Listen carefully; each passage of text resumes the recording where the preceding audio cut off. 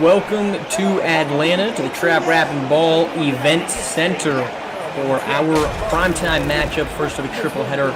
Yacht Club visiting the ATLiens. We apologize for the delayed start, but we are kicking off here a exciting day of hoops. I am Marsh, joined in the booth by Siege. Siege, what do we have in store this fine afternoon? Well, we got a great battle here between the ATLiens and the Yacht Club, and we got a battle of two teams kind of going separate ways in their trajectory right now. ATLiens is on a little bit of a win streak right now, looking really good, kind of hitting their stride. And then we got the Yacht Club losing 3 straight. But big story here for Yacht Club, the return of Adam Max. So we'll see how he can contribute to this team and if he can maybe get them out of that little loss streak they've got going right now. Indeed, Adam Max making his season debut for the Yacht Club as he lays that one in, a quick first bucket for the big man. He was suspended at the time indefinitely by the organization, later reinstated actually last weekend. So he's making his return. As you mentioned, Yacht Club, a team that's lost 3 in a row. In the middle of a division right now, with sitting on top of it, of course, is the H-Town Hoopers, the Tropic Division. No team outside of H-Town is above 500. Yacht Club sitting at 5-6 currently on the mark. Meanwhile, you mentioned ATLiens and their hot streak, 4 straight wins, 6 and 7, as they try to creep their way to 500. A win here moves them into a tie for Gulf Coast lockdown for 3rd in the Savannah division. Now, a powerful slam there, kicking things off for Yacht Club. Now 4-4 here early on in the first quarter. And, tale of 2 teams, 2 different divisions going 2 different directions. You got to ask yourself, who is this game maybe a little more important to them? That could really go either way. ATLiens obviously trying to get to 500 here, but I don't know. What do you think of that? What do I think of ATLiens trying to get to 500? What do you think? Which of these teams do you think needs this win more?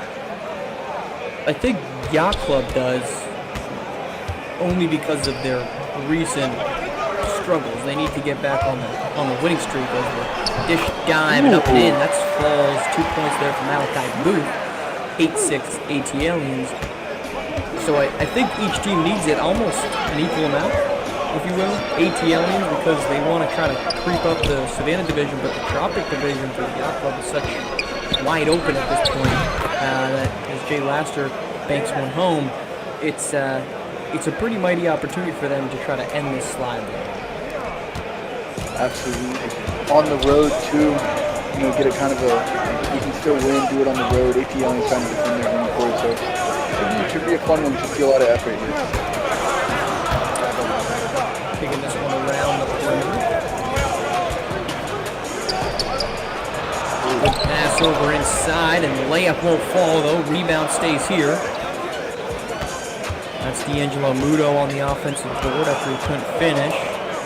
Here's Isaiah Rose, kicks it out. Malachi Booth, shot clock at 2. Gets that one up, won't fall. Rebound Jay Laster. Laster has had a torrid pace as of recently. 31 threes, powerful slam again. Dominic Bianco rising high. Number 6th ranked composite player in SimWorld Hoops is Dominic Bianco. But Laster, 31 3-pointers, top 10 in the league for the Yacht.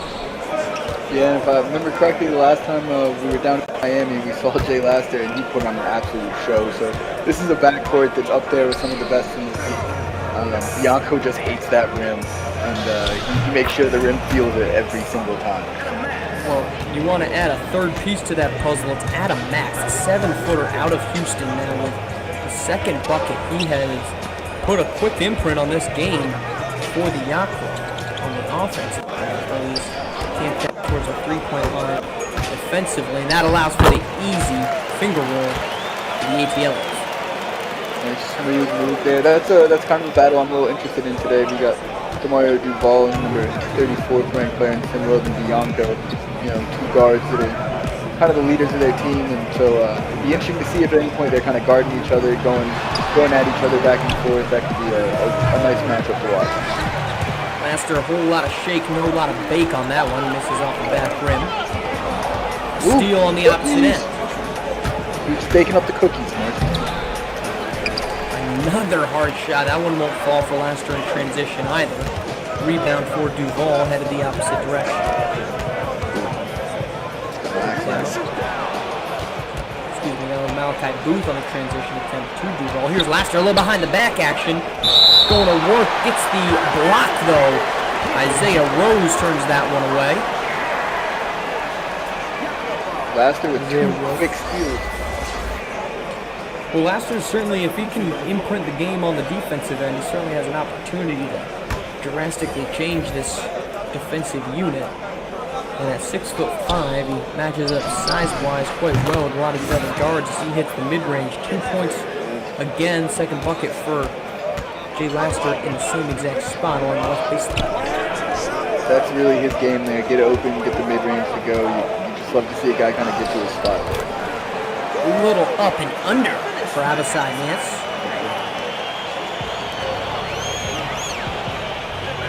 (14-12) early going here in the first quarter.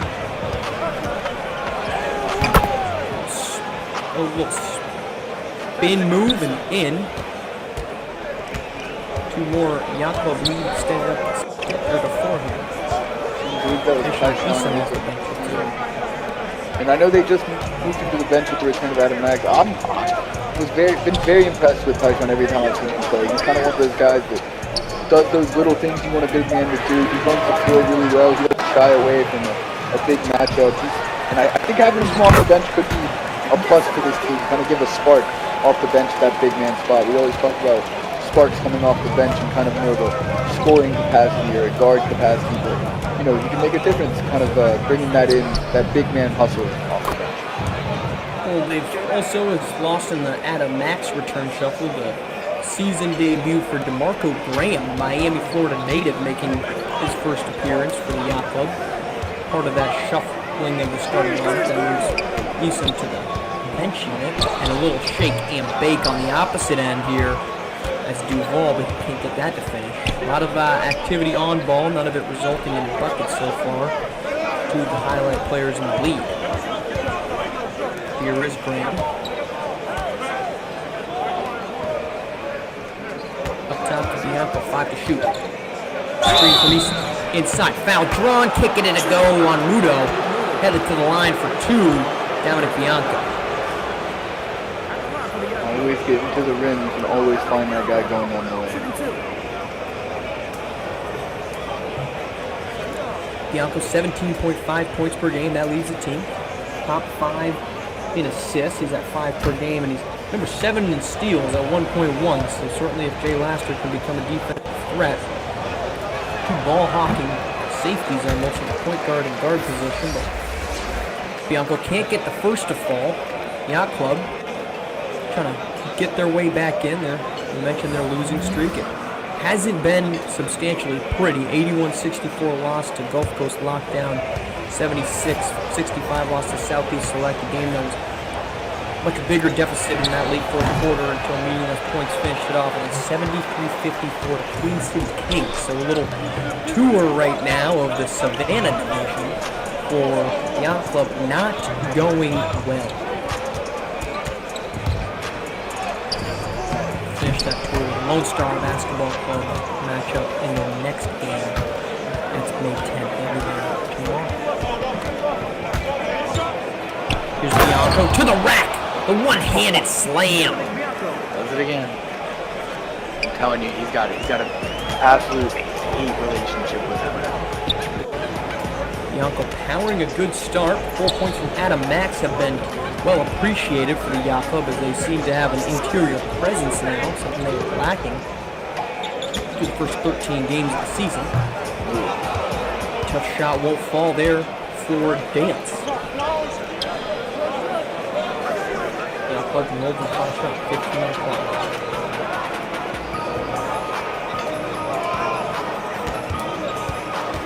Picking up the dribble there for the first time. Going to work now, up, in, can't get it to go. Offensive board, Bianco kicked out 3, Trey Willis, no good. And that will end the first quarter, 20-14. Yacht Club on top, looking to snap their losing streak and snap the winning streak of the ATLiens. Coming back, second quarter, after this.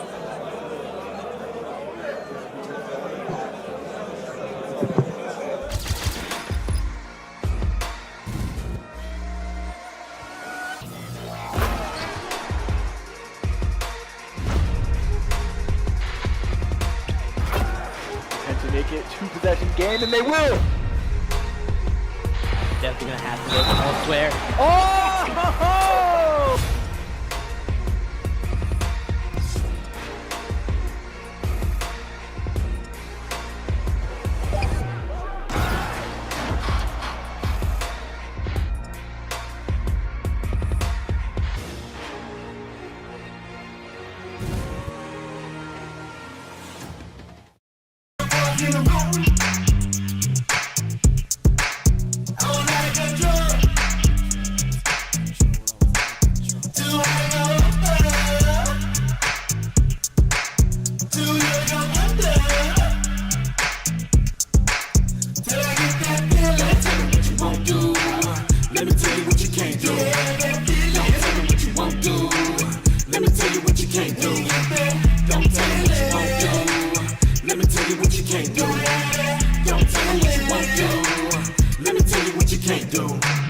Understand the joy that I feel. This passion, this purpose is real. I get to do this here with my friends. I get to do this here for my kids. Mama getting a brand new Benz, and back gon' get what she gives. That's loyalty over trends. It's BXB for the win. I put this here on my granny. Go reserve those seats at the Grammys. That's loyalty over trends. It's BXB for the win. I'll tell them what you won't do. Let me tell you what you can't do. Let me tell you what you won't do. Let me tell you what you can't do. Don't tell me what you won't do. Let me tell you what you can't do. Don't tell me what you won't do. Let me tell you what you can't do. When I was a young boy, hey boy, hey boy,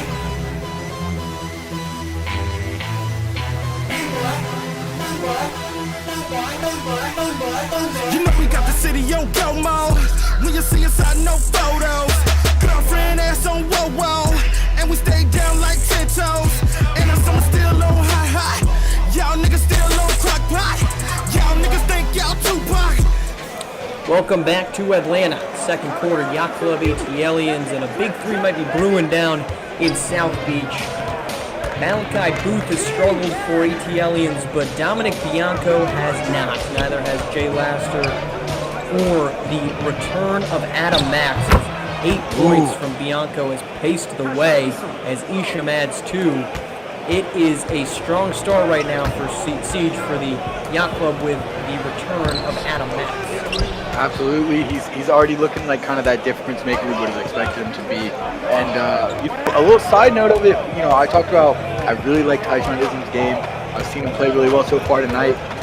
I'm hoping that maybe this kind of a little extra competition there in the big man spot is gonna maybe push him to kind of elevate his game even more. Maybe be a little more aggressive at times, things like that. And I think in general it's gonna maybe elevate the whole roster to kind of get things going a little bit. Got somebody new, a guy who's supposed to be a star. It should help the team in a lot of different ways. How hard is that for a player to go from being the starter to now being asked to come off the bench as Rizzo Davis Wrightso gets 2 emphatic points, leads up to 12, to now being asked to come off the bench after being a starter? Big hit there for Johnson. It's again, when we talk about those kind of things a lot when it comes to, kind of getting guys to buy in and accept their roles and kind of do what they need to do for the team's success, and really that's just all it is. Tyshawn Islam seems to me like the kind of guy who isn't going to kind of make a deal out of it. If anything, I think the only thing he'll do is kind of play harder, maybe try to get that spot back in the starting lineup. But all right, I think it really just has to do with, are you willing to buy in and say, all right, if this is what's best for me to do for the team, this is what I'm going to do. Kalen Colbert can't get the space against Adam Max, and Max, a 7-footer, turns him away. Another impact play here from Max in the first half. He's got the mismatch inside on Colbert. He's trying to go to work. 14 seconds up, under, and in with ease. Adam Max. How about a possession and a half there for Max? Took Colbert on. in space, shut him down in the paint, blocks the three-point shot, then easily spins around him for two. 14-point lead for the Yacht Club, and this could be trouble if this is what we're going to get out of the Yacht Club moving forward. Another block, this time from Rizzo Davis. All the bigs so far for the Yacht Club have really come out and kind of made an impact on this game. And, you know, you could say it's because ATLiens isn't the biggest team when you look at the roster. You could also say that it's they're coming out. They know they're on a losing streak. They kind of want to get back to it, and maybe that's just the hustle that they need from those big men. Max can't get that one to go, and we want to talk about a team instantly going from feeling small to feeling big with the introduction of Adam Max as Richard Alpine, not to be confused with a middle linebacker, puts in two. But you want to talk about Max, 7 foot. Now you've got the 6'10 DeMarco Graham as Max adds 2 more, also added to the mix. Into the fact that you've also got Rizzo Davis Wright still 6'9", Tayshawn Eason 6'9". This is a team that coming into this season, Jermichael Guzman will add at 6'8". The question was, where are they going to find size? And when they suspended Adam Max, it became an even bigger question mark. Where are they going to find size? Now they might be one of the bigger teams up front in SimWorld hoops, seemingly overnight. Absolutely, and that's one of those things you gotta love when your team does is you identify kind of a hole you've got either in the roster or the game plan, and you fill it. You find a way to fill it, and that's what they did. And not only are they one of the bigger teams, they've got so much depth at that big man position that it's kind of a scary thing to kind of go up against them. Certainly looking good here in the first half. 30-16. The ATLiens came in kind of feeling like the better team based off the last couple weeks of SimWorld Hoops action, but it has not been the case now. And we're going to see a front court lineup right now of DeMarco Graham and Adam Max, and it'll be interesting to see how the ATLiens answer this. They have only Richard Alpine, who is 6'8", and Isaiah Rose, who is 6'8", but there's no real size advantage anymore for the ATLiens. 6'10" DeMarco Graham and the 7-footer Adam Max both on the court right now. Mix in Jay Laster, 6'5" point guard, and this is a rangy unit. Up and out as 2 points won't fall from Malachi Booth. His struggles continue. Corner 3, Trey Willis. Can't get that to go. Doesn't look like the Yacht Club has anybody under 6'5" on the floor. Well, I hate to say it, but Trey Willis is 6'3", but your point isn't far from being true. This is a certainly lengthy team. Will not be easy. You had Tamir Johnson out there, 6'7", 205. He's trying to get something going inside. Pulls it out, up, and rattles out. Midway point of the second quarter. Here at Atlanta. Alley-oop, yes sir. Rising for 2. D'Angelo Muto, Richard Alpine showing off the playmaking chops from the perimeter there. The Savannah, Georgia native, averaging just 0.8 assists per game, but a flashy one here in the second. Max, the pump fake. Hesitation and puts to work Alpine.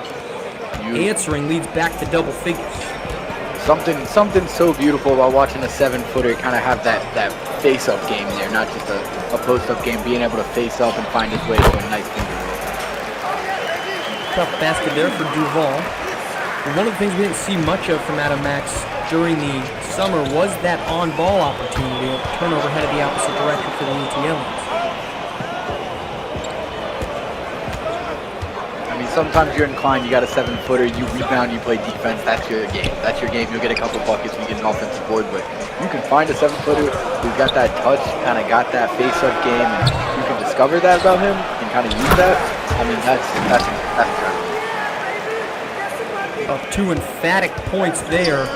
Isaiah Rose on the offensive board and put back.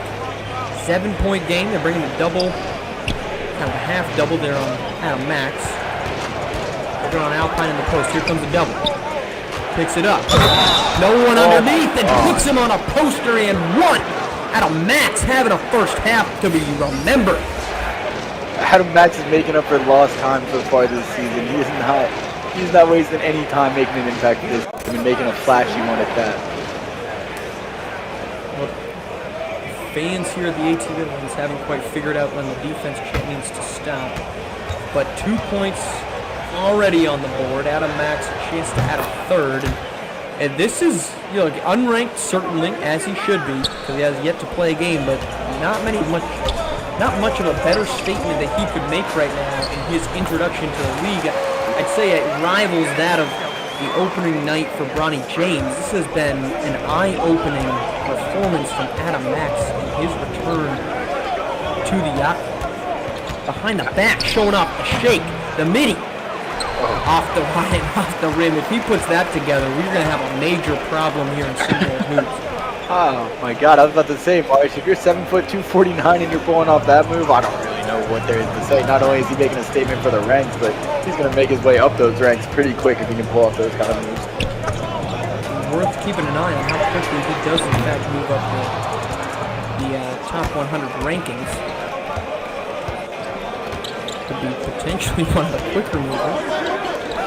Up top is Bianca, kicks it to Laster. Laster going into his ISO bag. Screen for Max. Oh! Doesn't want it, and the kickback again. Jay Laster behind the back on Alpine, leaves him behind. The 6'8", 240 center just not quick enough to hang with Laster, and that's a timeout. Leads back up to 10 here. 1:24 to play in the second quarter.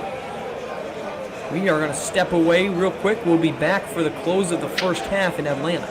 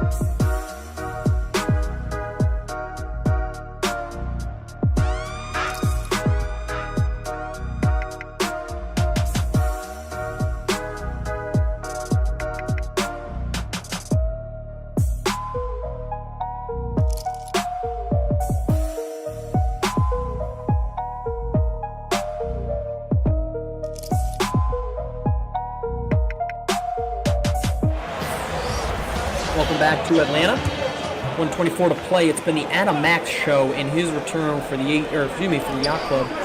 13.6 boards, 8 apiece from Dominic Bianco and Jay Laster. 6 of Bianco's 8 have come of the highlight emphatic dunker wagon.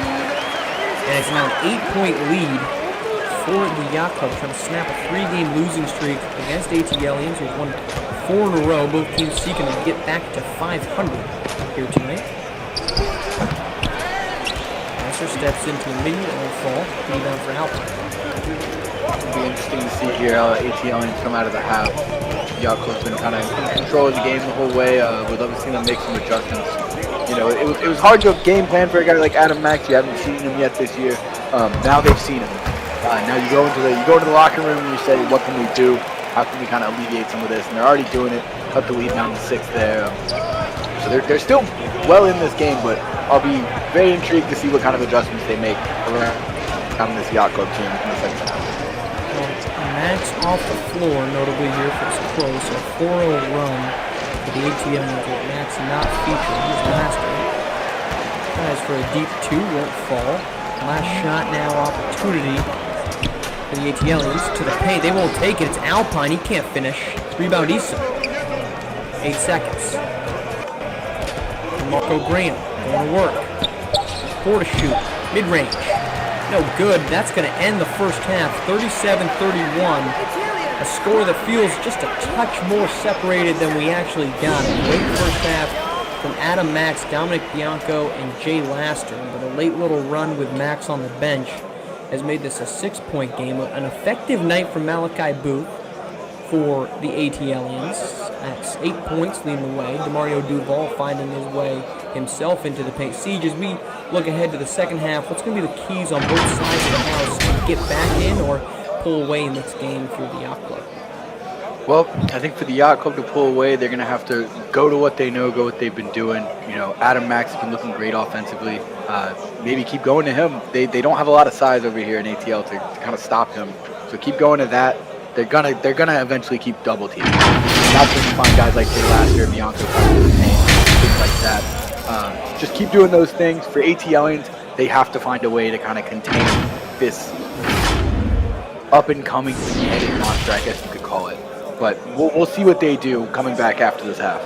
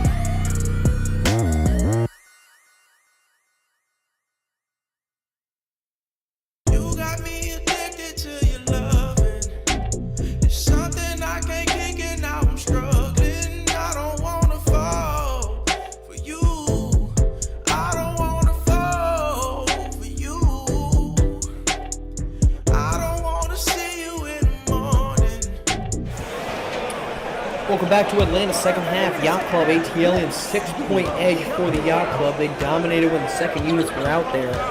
ATLiens are drawing even with the starters.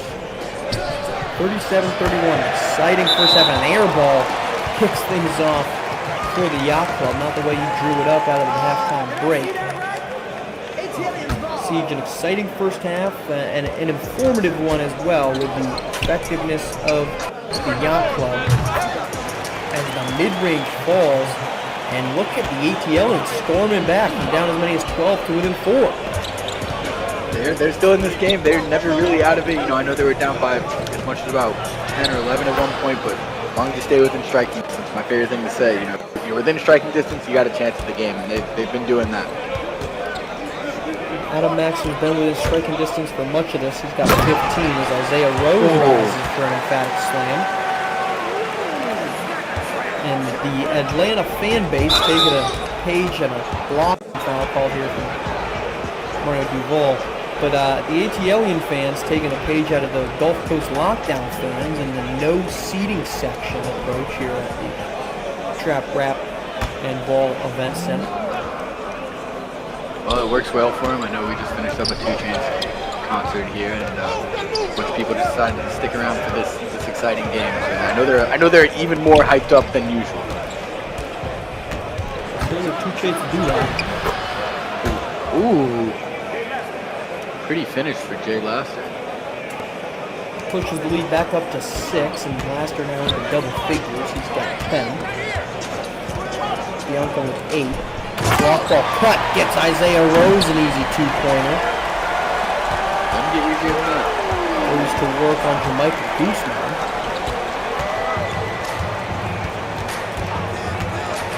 Always, if you want to join the league, whether that be in the player or coach environment, feel free to join the Discord, discord.gg/SimWorldNBA.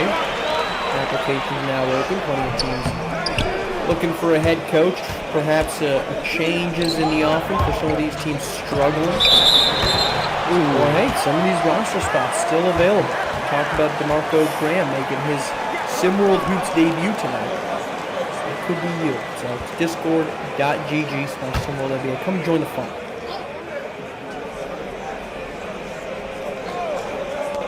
Inbound here, that's to Laster. Mid-range, gets it to go.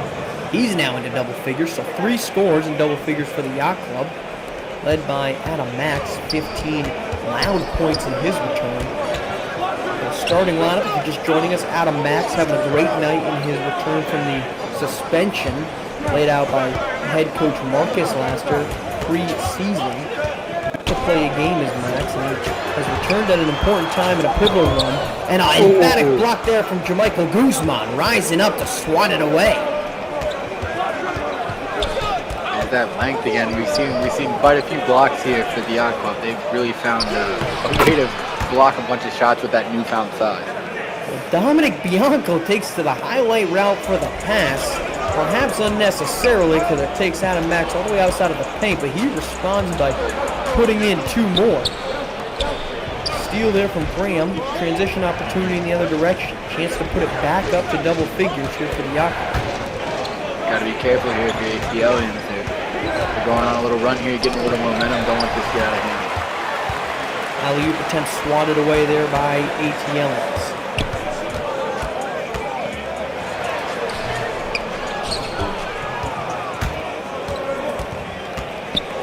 Ball going downhill, can't get that to go. Adam Max trying to draw the foul, won't get the call or the bucket on Mudo. Mudo's been quiet tonight here for the ATLiens. Isaiah Rose, though, he blows the layup after a good second half. Can't get that one to fall. That could hurt ATLiens here down the line. Well, Marsh, I'll tell you, that's one surefire way not to come back from a deficit. Not how you draw it up, no. Ooh.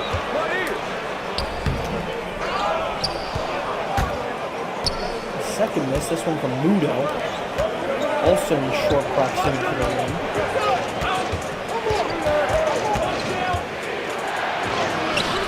That's Graham trying to get his, won't get it. Graham has been relatively quiet in his debut, still getting acclimated on the floor. Inside is Alpine. Max turns him away at least momentarily, back into Alpine. Body his way inside, gets the foul called on Max. The defense from Yacht Club that possession was swarming. He certainly exhibited that aggression here on the defensive end, playing well against a up-tempo Atlanta team led by the Troy Hamilton.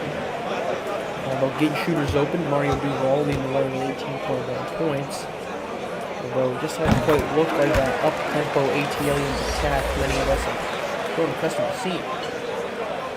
No, and I think you could attribute that to, we talked about it a couple of times, this newfound size for the Yacht Club, and I think with that kind of a newfound defensive intensity, we know they're a great defensive team, but having those inside presences that can always turn away a shot, you can play a little harder on the perimeter knowing you've got those guys behind you, a 7-footer like Adam Mack there, kind of swat stuff away. You can play a little more aggressively up on the perimeter. I think that's kind of stifling the up-tempo approach that we see a lot from ATL. 6-point game here. Garrett Hart trying to find his. Floater won't fall. They're going to kick out to Trey Willis. Bianco trying to find his bag. Over to Easom. Easom, hesitation, and one falls. Foul called there on Jackson Glenn. That'll send Easom to the line, a chance to push us back to 9. Tyshawn Easom. I just love his game, Marsh. I just love the way he plays. Well, what about it? I love the toughness he plays with. He runs the floor incredibly well. You know, he's not a huge guy, 6'9". He's a big guy, but compared to a lot of the bigs we have in this league, he's not overwhelming with his size anyways, but he doesn't shy away from the bigger matchups in this league. He doesn't shy away from being tough in the paint. He does all those little things you want from a big man, and I just think he's a tough player. He's just a guy I would want on my team. Certain play like it. 62% shooting style, leads the team. And the more reliable players, not only for Yacht Club, but in similar recruits. 10.6 boards, seems like every time out, obviously going to get that based off his averages, but just feels like a predetermination that he's getting there. Domo. Although we'll see how long that lasts with the introduction of Adam Max to the starting lineup. Here's Hart, fadeaway. Ooh. Gets it. Smooth. Clean fadeaway there from Hart. Back to double figures. 11-point game. Yacht Club on top here, late third quarter. Trying to answer, and they do. Outside dance for 2 points. Hits a fade of his own. Kobe Bryant Memorial Tour on this display right now. Willis.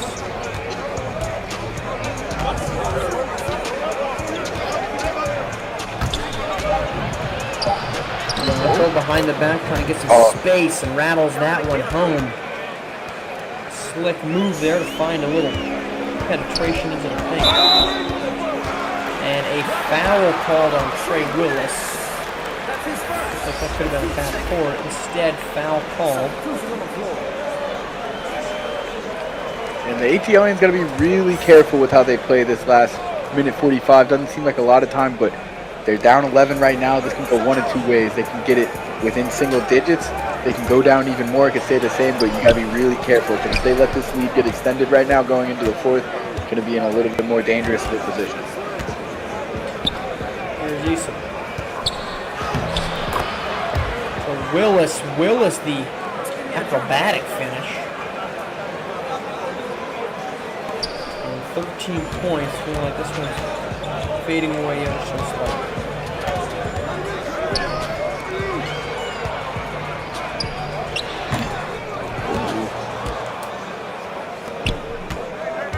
Ball up the court to Hart. Hart through contact, won't get it to go. Offensive rebound he gets. Up again through contact and again won't fall. Good defense there. Consecutive possessions from Jackson Glenn. Glenn now up the court. 2 more for an outside dance. We're back to 11. All right, a big stop here. Maybe get it within single digits going into the fourth. Could be what the ATLiens need. Chance for an and one, they'll have to go now. Eason gonna do just that. Spins back twice, gets it. He's just tough. He's just tough inside. Showed great footwork there too. I mean, you got him coming off your bench. You're in a good position. That's all I'll say. Certainly has been impactful here. 8 seconds separate game and shot clock.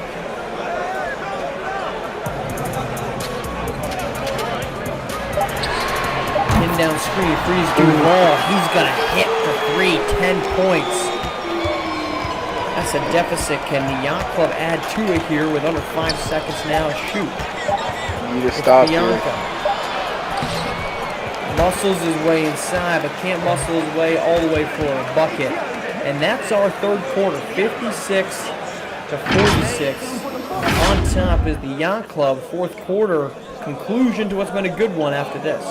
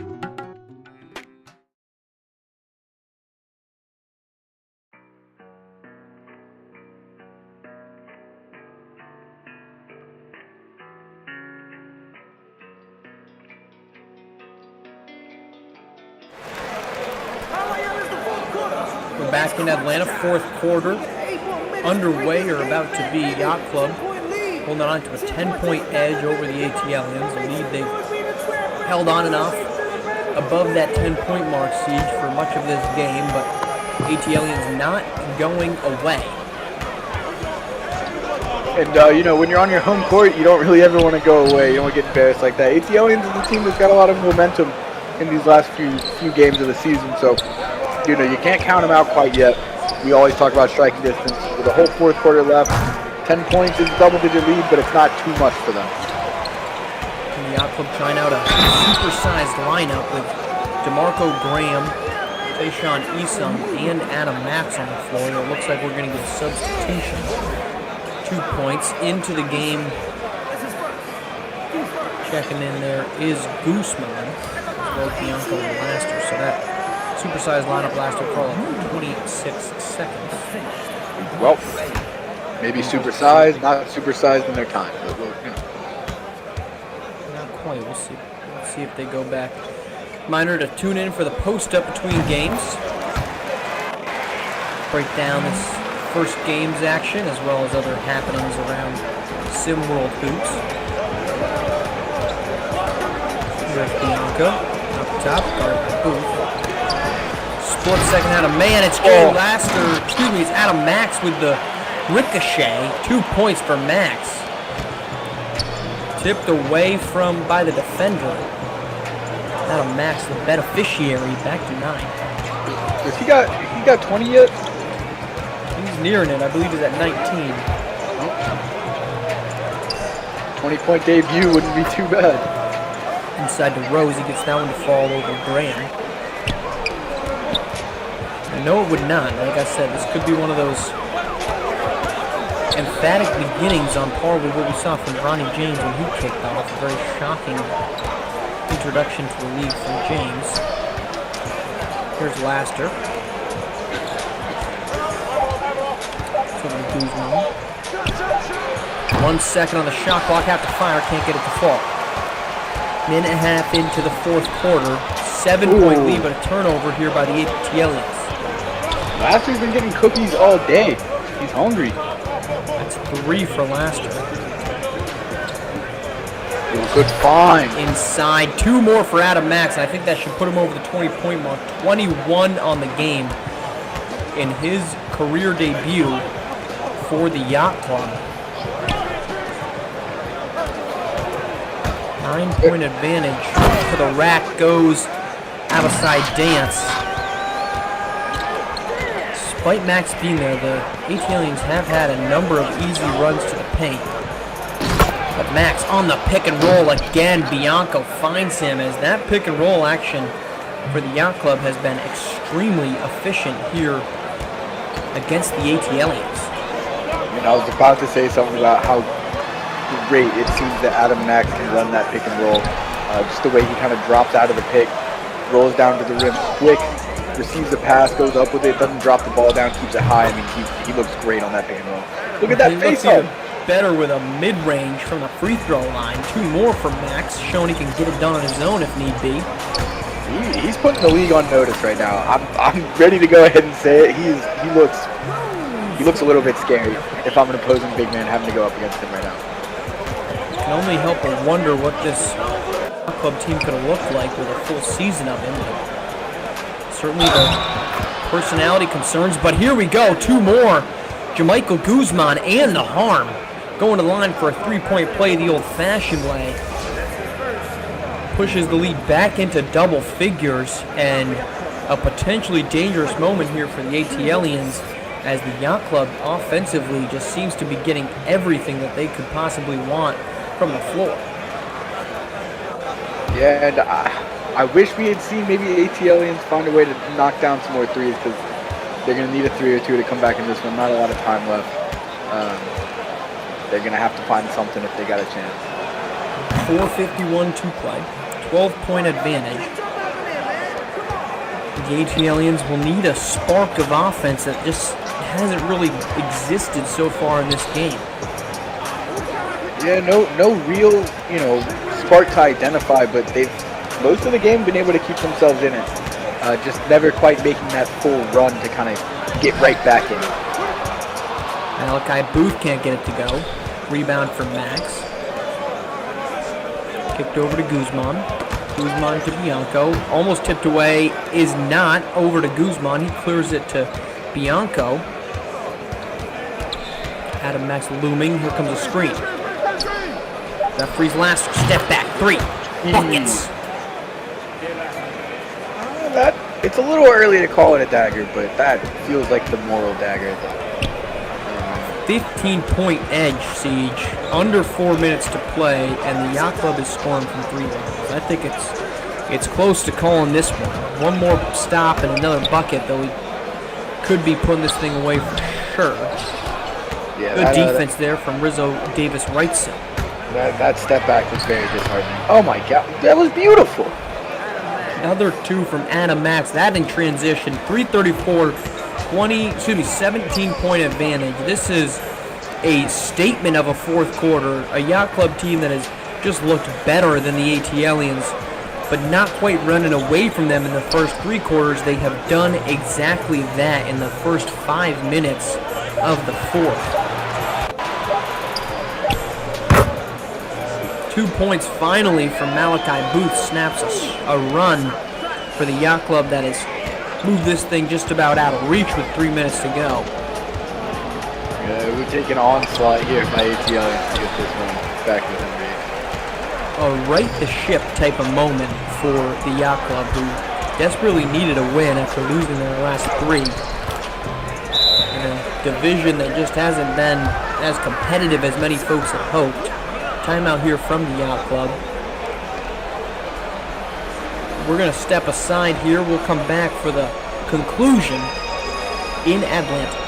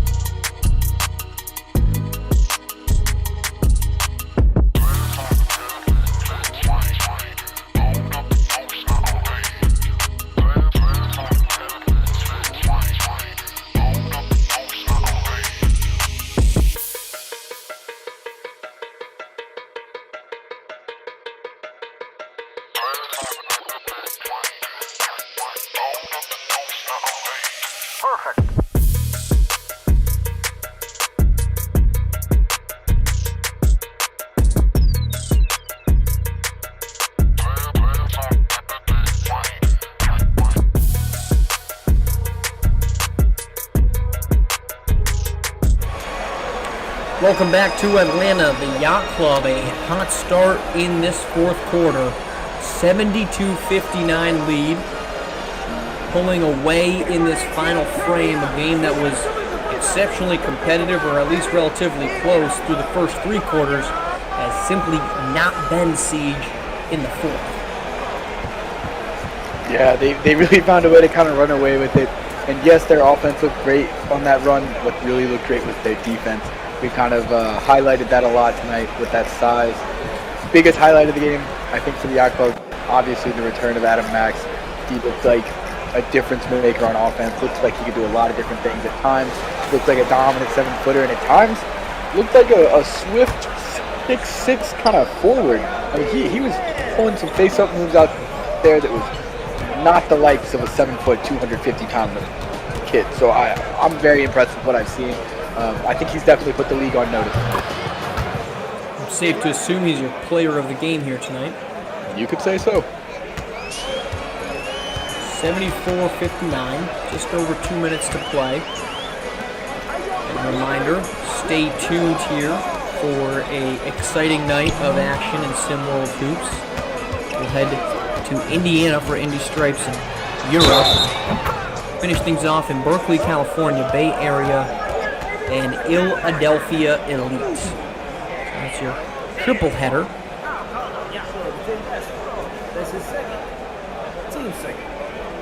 Always exciting when you get to watch Bay Area play. Indeed, and you want to talk about a night of impressive big men. Adam Max, he's just the appetizer. The entree will be Henrik Vekic out of Europe, and depending on which version we want to see, Reza Red for Indy. And then we'll close things out with Trey Hyman at Bay Area. So if you're a fan of post action and big men going to work, we've got 3 games in store for you that'll quench that thirst. Well, you nailed it, March, because that's what I love to watch. You love to watch big men going at it, don't you? I absolutely, there's nothing I love better than watching a big man just back down another big man and just, put his body into him and just go straight to the hole. It's Keep so talking, cool. baby. 2 points for ATLiens, puts it to 10 with a buck and a half to play, but hardly enough to change the outcome here. We've seen crazier things. Come on, ATLiens. Give us a ride. Never mind. Dominic Bianco darts right past any type of defense from Richard Alpine, 76-64. Any dreams of a comeback can be forgotten, though they were probably pipe dreams if they existed. ATLiens' winning streak is going to come to a close. They had won 4 in a row. They're not going to make it 5. They're going to fall to 6 and 8. Stay back at the number 4. Will temporarily slide to 5 in the division. Foul called here on Alpine. Meanwhile, Yacht Club gets back to 500. They'll be 6 and 6, and 3 games back of the H-Town Hoopers. Queen City playing at 8 o'clock as well against Middle East. That's in Turkey, so we'll get an outcome for you on that one. And that'll tell you who's the bottom feeder of the Savannah division by night's end. Blaster at the line, hits the first.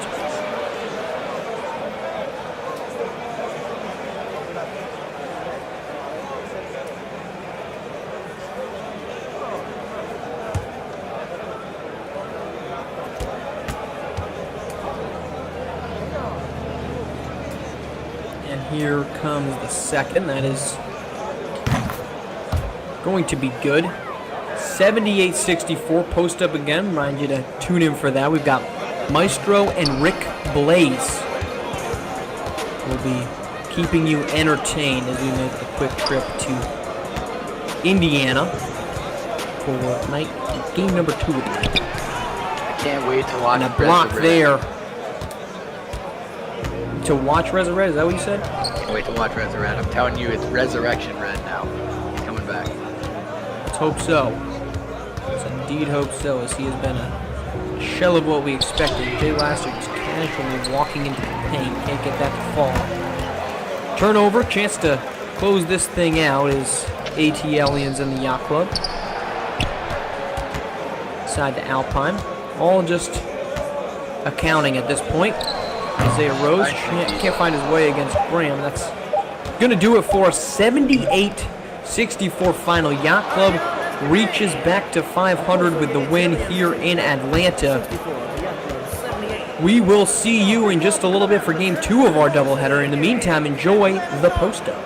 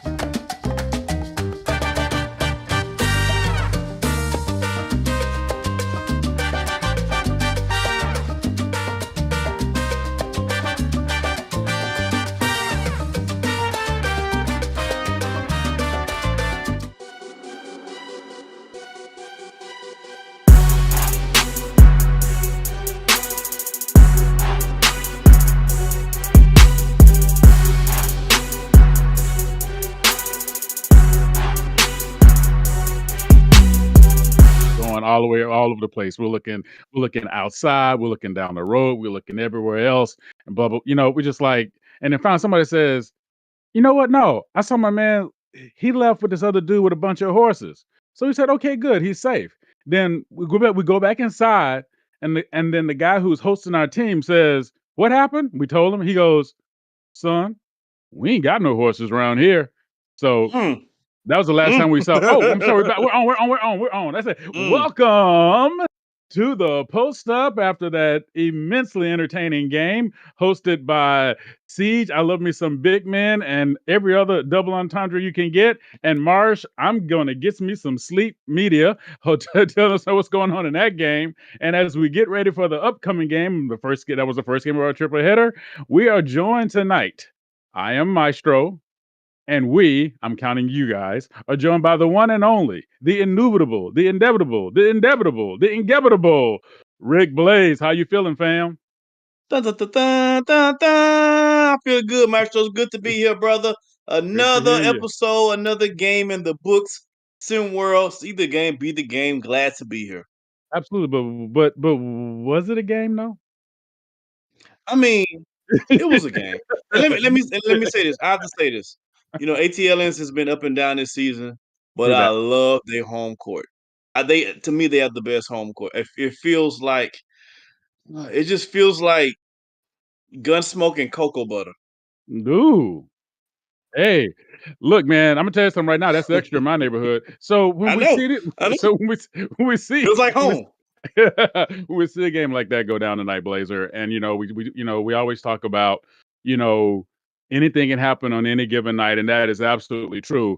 As one thing, other than the fact that I believe that I am a bad luck charm for the ATLiens, because every time that I've witnessed them play, it has been like this. It's almost as if they're not opening a door. Like, I see so much available for those guys. They always play tough, but it seems like there is a door that they're just not able to open. So I'm gonna go to your expertise on this and go to your knowledge, because Yeah. I know I'm always calling you out and I'm always looking for you. That's how it works. Yeah. Is that about strategy? Is that about chemistry? Is that about youth? Or is it about chicken salad sandwiches? What's going on? Well, it's apparent that ATLiens don't open doors that has the letter W on it.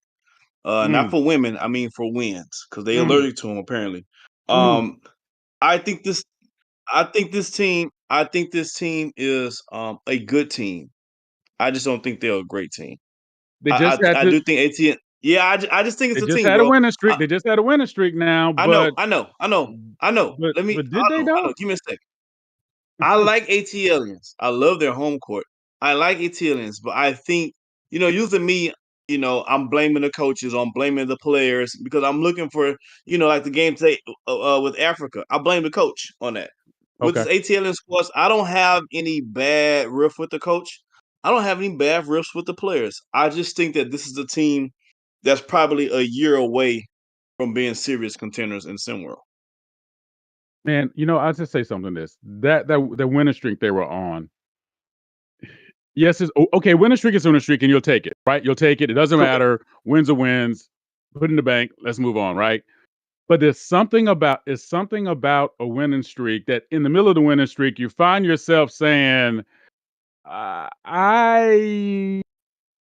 hope they can keep this going. Not I know they're gonna keep this going. And that's kind of what I felt about with with the AT aliens. I felt like I was hoping because I like them. I want them to keep it going, Hmm. Hmm. but I was hoping. I didn't feel like uh, you know again up and down, up and down. That's what a season is. Look, listen. Look. Secret to a long season, right? A third of the time, you're gonna look great. A third of the time, you're gonna look horrible. What do you do with that Yeah. other third is what determines who you are as a team. So that's straight up for Right. points. That's a great.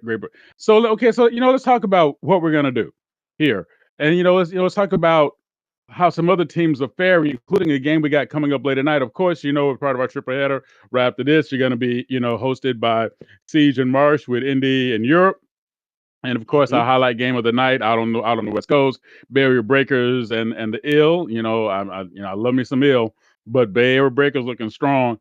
Um, we have in some cases the fight for last, right? Yeah. Speaking of which, Middle East versus the Queen City Kings. It seems, and oh, by the way, though, I'm gonna say this because here's I'm gonna pull your coattail on something. Not all last places are created equal. Agreed. Middle East is 2-9, definitely earning that last place spot. Queen City Kings are 6-7, one game under 500. The Yacht Club just got back to 500 in their division, and they're in second. Queen City Kings are 6-7 and in last place in their division. Not all last place are different. So Correct. what does that say to you and your expertise as we look across these divisions? As now we're starting to get a clearer picture of how the divisions are shaping up. I think you hit the nail on the head. None of them are created equal. It's all a case by case situation. As far as like teams but the good thing is the teams that's in the Savannah. I mean, you might not have a shot at first, but you can catch second. Yep. You know what I mean? Like depending on the division that you're in, Tropic Division is wide open for second place. I don't think no one's catching H Town at the top, Right. but it's wide open for second place in Tropic. Anybody, including Middle East, anybody can mess around and get hot and win second place in Tropic Division. Right? Now if you Wow. look That's a now if big you go, look to buddy. That's a big go, yeah. brother. Now if you look like to the Pacific Rim, it's just a plain out dog. They are the toughest division by my opinion. I don't even know why people even arguing to differ. They are the toughest division by far. Yeah. They are the best division. But they top four teams has beat everybody in SimWorld. No Point other made. division can say that. Point made. Absolutely. Point made. No And other this division can say that. and look, you know me, I'm always looking at yes, we look at the numbers, yes, we look at how the analytics sort of map themselves out. Also, I love the eye test. Got to have the eye test. Let me see what you're doing. Let me see how you got those numbers because that's going to tell me more about how you're going to hold up. Certain things travel. Defense doesn't matter if you're home and away. That's going to Yeah, travel, right? travels well. Your the guys who come in and are my dirty dirties. They travel. They're gonna get it. They're gonna get it good, whether they're at home or whether they're away, because that's that attitude and that's what they do, right? Some things don't travel. We've noticed now with certain players, if you do the home and away splits, right? Yeah, Those threes yeah. don't always fall when they're on the Mm-mm, road the way they fall when mm-mm. they're at home. Those assist numbers and those points in the paints, those numbers are not always what we think they are when we do those home and away splits. So what does that tell me? That tells me that there's some game there, but then there's something else that comes around whenever a team looks up and they find themselves going, wait a minute. Oh, that's right. We're not at home. I just made that Yeah, shot. I didn't hear, whatever goes on. I'm just going to say this. I'm sure your experience is the same thing. As a player, no, you don't always get the home and away thing when you're playing, but when you do, and the game starts going through you, it's huge. It's huge. It yeah. makes a difference. And oh, by the way, if you need to, this is my last of my soapbox because y'all don't know Blaze is kicking me under the table. If you need to falsify any kind of hype to get your game going to the next level, if you got to falsify it, maybe you don't have game anyway. Like if you always got to make up some reason that people hate you, guess what Yeah. happens? That that game might travel on the road, but it ain't gonna stick at home because now what you gonna say, right? So it always starts from inside those things that one thing between your ribs, right? Ka-thunk, ka-thunk, ka-thunk. That's where everything has to start. If you got to go somewhere else to get it, then maybe you need to go somewhere else, period. So, all right. So here we go. Here we go. All right, Blaze. I'm always thinking about you. So Thank you. let's talk about some shot remorse, but maybe not the shot that you think I'm thinking about. Okay. Okay. Have you ever taken your shot Mm, for something or maybe someone, mm-hmm. the ball hits the rim, Mm-hmm. and all of a sudden you're starting to regret maybe I shouldn't have lifted that, maybe I shouldn't have taken that shot.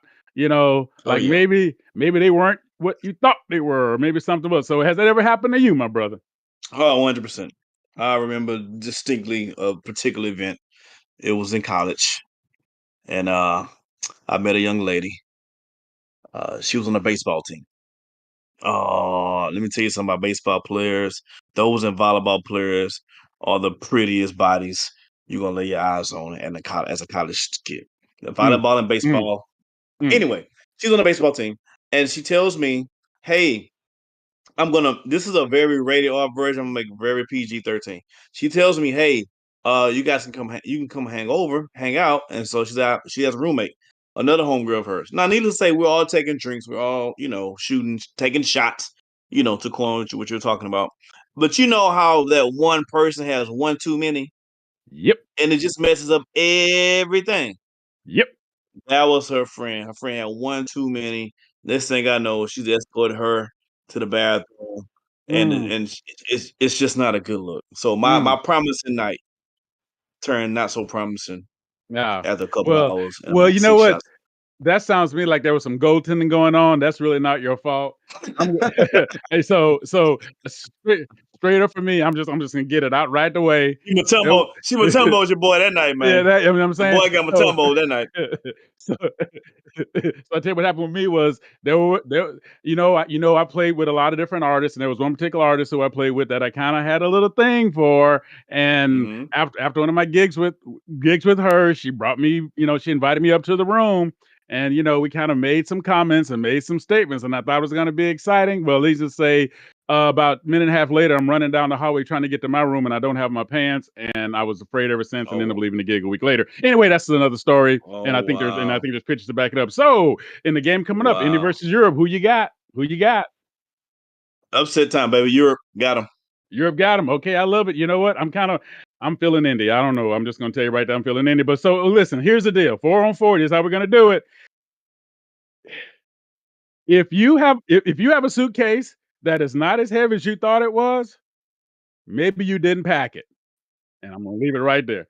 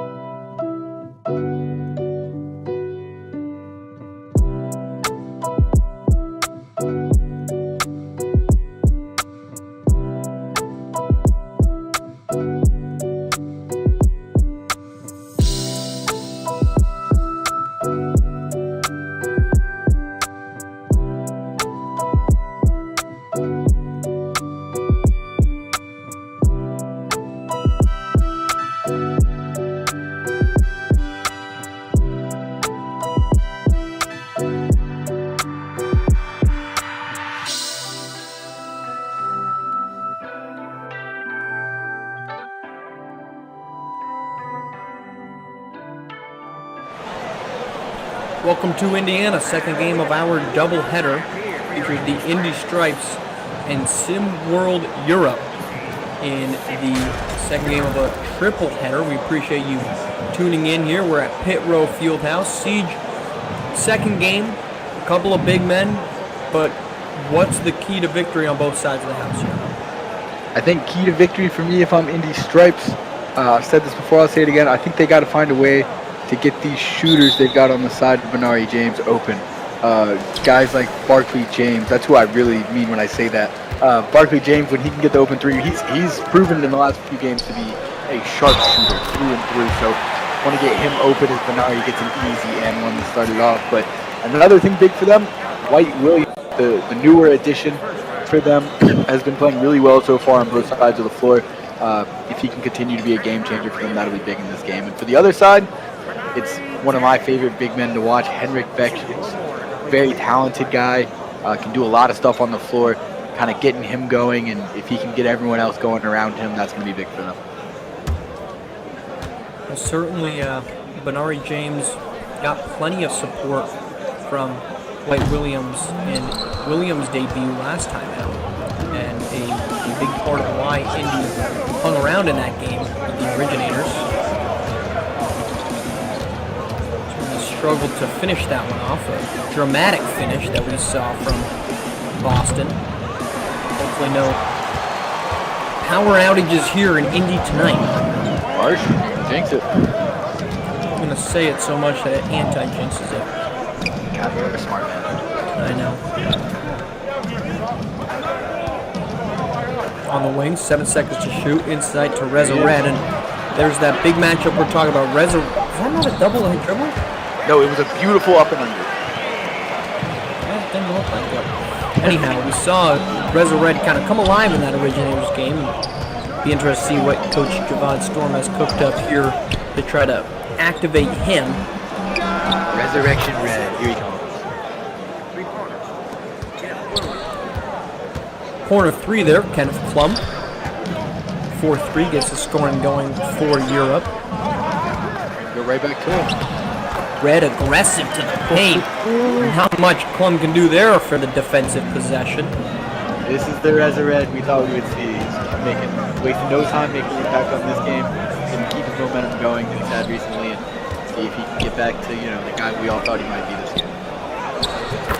Papadopoulos goes inside for Vekic. There's two. Vekic might not have had the most electric of seasons that many expected. Those certainly playing well, about 15 points, 5.5 rebounds per game. White Williams, another good take. Williams erupted in that game. He's now averaging 17.5 points for his first two. He has been an interesting piece to the puzzle. We talk about if the Yacht Club could maybe have a big three of their own. White Williams and Benari James are the makings of a really unique tandem that could potentially be coming together for Indy. Absolutely, and I think, when we talk about getting the puzzle together, finding your identity, we've talked about Indy a lot this year. They had, I personally, and I know a lot of people are with me on this thought that they would be a little bit better than what they had shown early on in the season. We talked about how can they kind of figure out how to use those pieces, how can they resurrect Reza Red, how can they get everyone kind of to play their role, and White Williams seemed to come in and fit like a glove. I mean, he has just elevated this whole team so far. Good bucket there inside Papadopoulos, 8-7. But yes, I mean, and this is a team over their past two games against two very good opponents as Benari James down halfway and out. Tight loss to Originators, 1 point loss to Bad Boys. Vekic runs the floor for two. It's been not a struggle, but a frustrating past couple games for Indy because you really needed those two wins. You've now lost 3 in a row because of the previous loss to the reigning Trays, and now you're at 4-9. You could make the case this team should be 6-7 right now in the heart of a playoff race.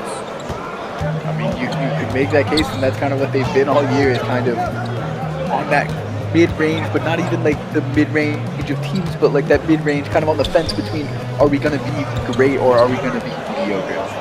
And like we said, just got to get those puzzle pieces together. Got to get everyone that fits to that role. Now, if they struggle to continue to be more than what they are currently, where does the blame fall? Because Reza Red has just not been the type of player that he has not been activated in the way that many expected. Johan Jovic, 33rd ranked player in the country, he comes off the bench. He's only 3 composite spots lower than Benari James, and he just doesn't get the activity level that you would expect from the second best player on a team. So if this falls apart, where do you point the blame? And through a 4-9 start, where does the blame go? It's a tough question when you talk about this level of basketball, because yes, there are pieces, but it's also not just as a coach, how do you get them to fit together? It's how do you elevate these guys' understanding of the game? They're so young. For me, when you talk about Reserve, I've said this before, I think it's a little bit on both sides. I think he'd get used more if he played a little bit more aggressive like we're seeing tonight. I think he's going to help that. But from that, the coach has to say, Javon Storm has to say, all right, he's being a little more aggressive. Let's find a way to use him. He's coming back. He's doing his thing. So for the Noah Jovic thing, I don't know. I've always been a fan of him getting the ball more. I think he makes that team go just as well as Benari does. He's not quite the electric scorer, but he's got kind of a crafty pace to his game. I think he can be just as effective as Benari, but he just doesn't see the minutes, like you said. He doesn't see the activity of the ball, so... We're going to step away here late in the first quarter. Excuse us. We'll be back for the finish of the first 8 minutes after this.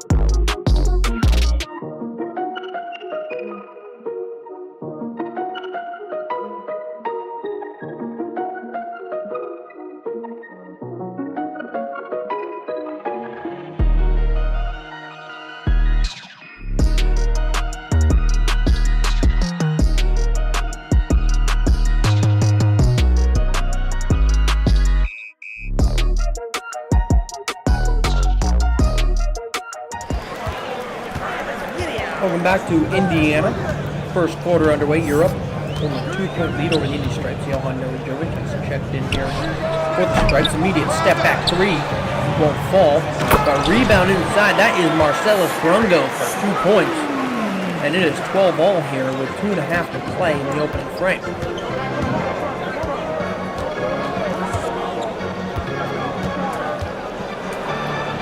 Ooh. Going to work spin move. A beautiful one at that. 2 points. Tommy Hughes, the Norwegian. Indy back down by 2. Bench units here in on both sides.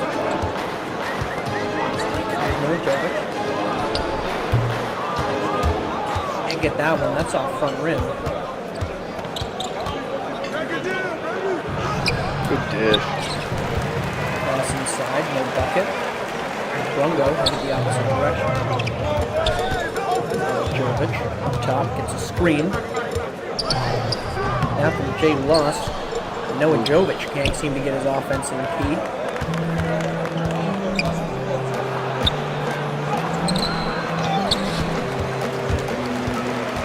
Brungo on the board. Just over a minute to play here.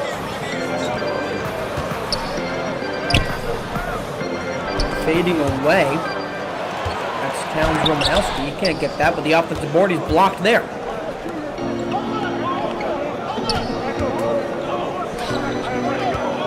nice battle here. Haven't seen a team kind of take. Ooh, he had to look at the basket there. I'm not sure why he picked that one out.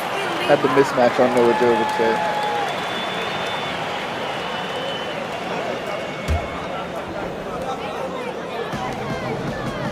An offensive 3 seconds. That gives the ball back to Indy. Under a minute to play.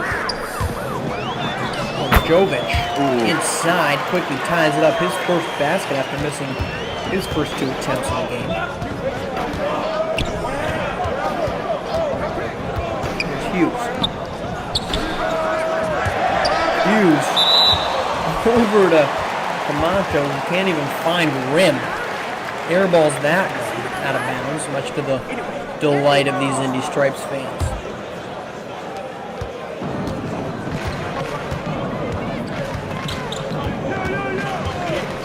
Take a lead here going into the second. James to Luss. Luss now trying to operate an ISO. He kicks it to Noah Jovic. 10 seconds to shoot. Noah Jovic with the screen quickly inside.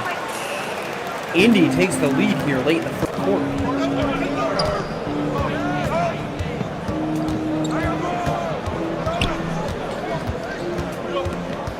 That was Lustig. Holding here for the last shot. Trying to get past James. Struggles to do so. Has to kick it out.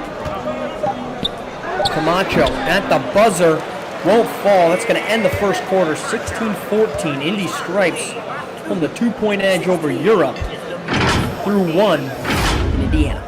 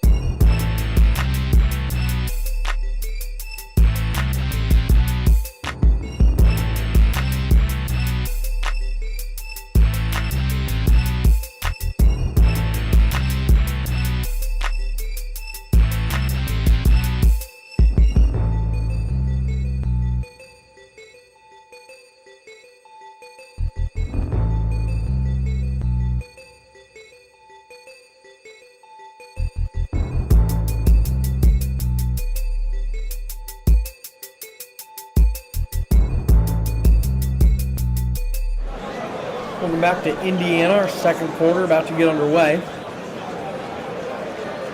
Indy Stripes, 2-point edge here over Europe. Big basket provided that one. Siege, biggest takeaway there from the first quarter.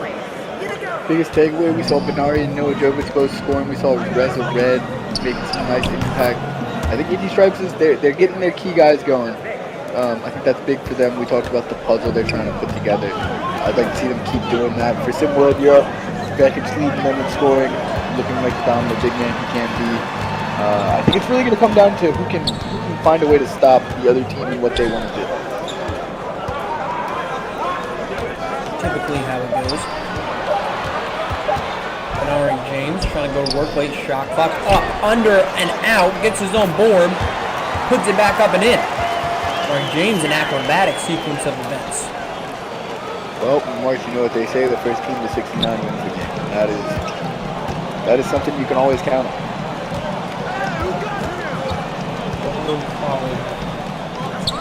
Still a touch away from that number as a turnover here for Europe. Jovic, and, we're remiss to say, Siege, we did not get the food update when we were in Atlanta, so please inform those at home what the meal was that you picked out. We went to the Local. It's a nice little wing spot down there in ATL, known well for their USC 21 to even come into the restaurant. Their wings are so good, so highly renowned, you can't order them for takeout. There's no taking it and leaving the restaurant. You got to eat them there. If you haven't tried it, it's an exquisite spot. Best wings I've had in a long time. Now, memory serves, was that the spot that Lou Williams went to during COVID? Oh, When he was in the it bubble? is. It is the spot. Good little reference there. Yeah, it's an unbelievable place, and you know, it has the approval of Lemon Pepper Lou. You're gonna want to hit it up. Yeah. Somebody's got to get him back on our roster. I think somewhere like Houston would love to have him. I mean, why not just send him to Atlanta? Just help him get to where he wants to be. Here's some no joke, which is good. Yes, I do remember that. That was one of the more interesting subplots of the bubble. Was his departure, and then subsequently it was an approved departure for, I think, a funeral, and then he just stopped in at a strip club, and everyone collectively lost their minds. Of course, that was what would have been October, September. So COVID's still, you know, very much restricting the flow of life. Lou was quite willing to risk it all. Lemon Pepper did not care. Now, did you get lemon pepper while you were there? I did, in fact. So funny that you bring up Lou. I feel as if I remember them also saying that lemon pepper was this. The way that they do it is just different. Their lemon pepper is different than your typical lemon pepper. Well, it certainly tastes better than most. So I don't know what their secret is, but it does have a little different flavor. I think we know what their secret is. It might not have anything to do with it. Don't ruin it. Feeney dumps this one inside. It's Gabor George. 10 seconds to shoot. Back up to George. Over for Hughes. Hughes over Noah Jovic. Can't get that to fall. Rebound. That's Romanowski. Make this one make sense. Oh, hold on. First off, Red gets that one to go. Offensive rebounding. Put back. Indy strikes lead up to 6. Let's make this one make sense. We have a Tommy Hughes from Norway on Europe and a Towns Romanowski from Ohio on Indy. Somehow I think the names got swapped on the birth certificates during the application process for similar hoops, because that makes no semblance of sense. And you've got Romanowski, you also got Noah Jovic from the exotic land of Houston, Texas. So you want to feel like this Indy team is a little international, but I don't think they are. They're not. They just sound international. Marcellus Brungo doesn't sound like a person out of Indiana, but it sure as heck is. Not 3 though. That one is from international waters. 25-22. Noah Jovic halfway down again. That one won't fall.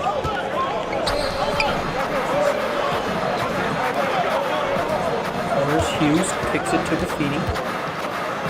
Driving to the rack. Tries to get that one to go over Romanowski. He won't. Offensive board. Back to Buffini. Shooting foul. Can't get it to go. And headed to the line for 3 is Buffini, and a chance to tie. Team 6.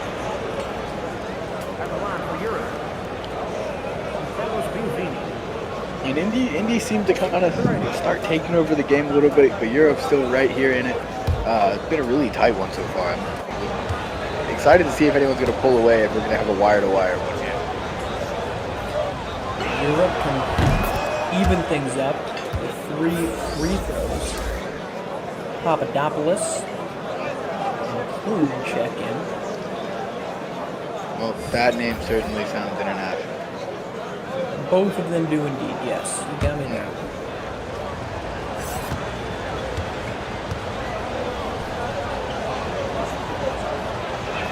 Here is the second of 3. That will fall. And plenty of unique arenas here in Simworld Hoops, Siege, and no difference here with the unique checkerboard pattern, the Indy Stripes Arena. What are your thoughts on the personality that we see? This is one of the more professional-looking arenas in Simworld Hoops. Well, I love the design. I think Indy Stripes really understand that all this game is a race to 69. So they want to play fast. I love the uniqueness they got going here with the sponsor Whole Foods, eating healthy, eating a lot. That's how they got Red the size he is. Nice and unique. You love to see something different. Also have a Pizza Planet font down the side. Reza Red turns it away. Second to shoot. We'll have to heave one up. Can't get it to fall. Rebound Red. Looks like he wants to push in transition. He does. Oh my God, got a mismatch of size there with Plume on him. They don't take advantage of it just yet. It won't matter. 3 points. And excuse me, they're going to call that a deep 2. Foot was on the line.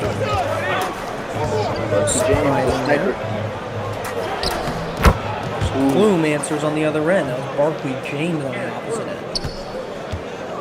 Bucket from Muller.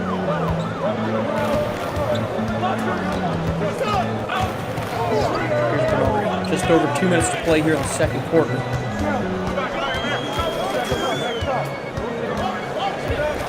Back down.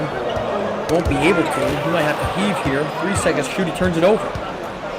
So a long possession by Bernard James with the ball in his hands and doesn't even get a shot off. Good defense there by Indy. Or should be by Europe.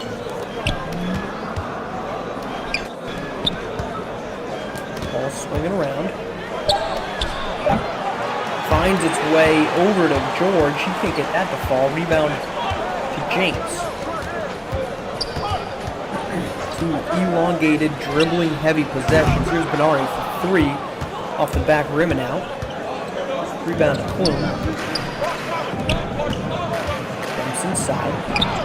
There's George up and in with ease, and that is going to draw an Indy Stripes timeout with 1:13 to play in the second quarter. Siege, any adjustments that you would make here at the halftime as we approach it for either side? You know, it's tough to say. You got a tight-knit game here. Maybe you want to keep playing the way you are. I will say, if I'm Indy here, what I want to do, we just saw a nice shot from him there. I think we could give them a lead and maybe hopefully extend it. You got guys like Noah Jovic just hit a couple threes. You got Barkley James just hit that jumper in someone's face. I want to maybe get a couple shooters open. See if I can even go inside to Reza, get him to be aggressive, maybe draw some attention down in there. He can kick it out. Because like I said, we got a tight game here, and maybe a couple three-pointers could extend the lead or get them a lead and extend the gap between them and Europe right now. Both defenses have certainly arrived. Just 29 points for Europe. Team led by Vekic can slow it down, but they've got to continue to try to pick up the pace every now and again. Certainly the defenses are well adjusted as White Williams misses a free, and you talk about neither team really shooting the ball well from deep. Certainly been a deciding factor in this one. Indy going to work on Brungo. Swings it over to Plume. Plume to Papadopoulos. Makes its way back to Kipping. That's over to Buffini. He can't get the three to fall. That will, though, set up an N1, or rather a 2-possession opportunity for Europe. Inside. That goes to Barkley James. James. Oh, can't get it to go. Rebound. Foul. And 1. Yes! Foul called on Vekic. That's just some hustle. Stay after it. Get those boards. Second chance points. Make it 3 second chance points if we can get this one. Barkley James, the younger brother to Benari James. Greensboro, North Carolina duo.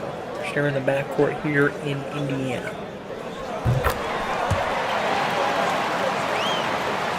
Free throw falls. Now a chance here for Europe to finish off the scoring in the first half. Down 1. Here's Papadopoulos. Name you could say on a loop. Kicks it inside to Vekic. Vekic, double team comes. Shot late. Out, in, and out, and that'll do it for the first half. 30-29. Not a barn-braising, racing type of win, or lead, rather, for either team. a competitive first half. No team really could pull away in one direction or another, but the stars that we expected to shine, Benari James, White Williams, Henrik Vekic, Reza Red, have been, I'd say, Siege, mediocre at this point. A very pedestrian performance by many. Yeah, absolutely. I mean, pedestrian's kind of been the theme of this game so far. Not too high scoring. Both defenses have kind of showed up. If one of these teams can either find a way to hit their outside shots or maybe, you know, find a little groove on offense, they could leave the other team in the dust. I think that's going to give out the adjustment this halftime is how can we get either more open shots or how can we hit our shots. Sometimes the shots just don't fall, but that's what it takes for both these teams.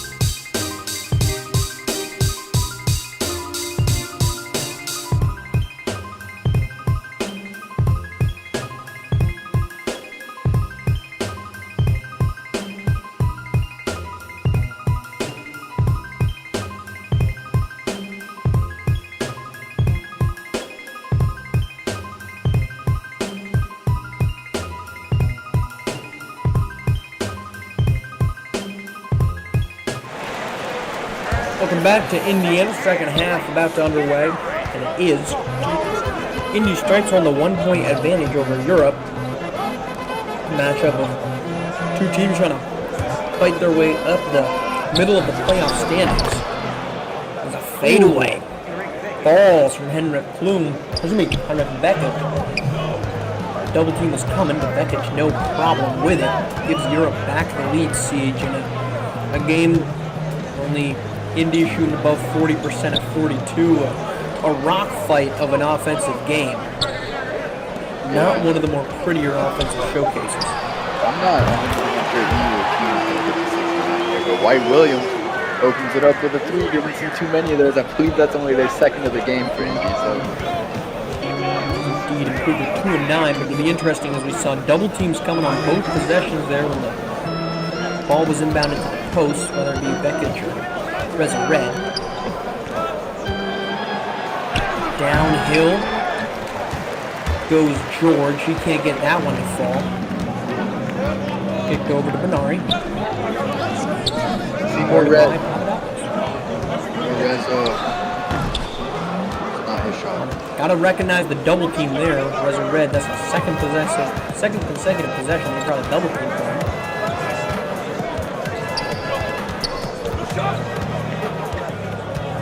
Here's George. Papadopoulos down screen. Can't get the three to go, though. Rebound to Vekic. Finds his way to Buffini. That won't go. Rebound to White Williams. Ends the possession after 2 shots. Kick to Red. Back to Williams, and inside goes Benari James. 2 more. Struggling 3 of 9 first half. Gets his first bucket of the second half of the fall. The Papadopoulos, hello! Inbound flight from Greece has made landing here in Indiana. Emphatic 2 points. And Red. That double team again. Double team. Came for half a second. But making no progress trying to back down Beckett. She's going to try a very tough one. Won't get it to fall. Offensive board. Putback is good. Oh. Big time hustle there from Reza Red. Unable to move the 6'10", 240-pound Beckett from the spot, and Beckett exacts revenge on the very next possession. I want to talk about 2 guys built to go after one another. Beckett at 241, Red at 235. And good defense there from Beckett on the Red drive, forces the miss. George to Plume. Plume, the mid-ranger, won't fall. Chance to tie it, won't be successful.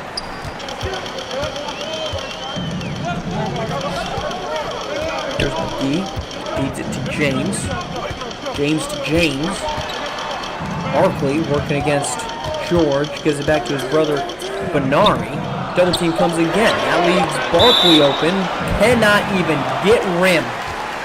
A corner 3, what should be the easiest 3-pointer in the game.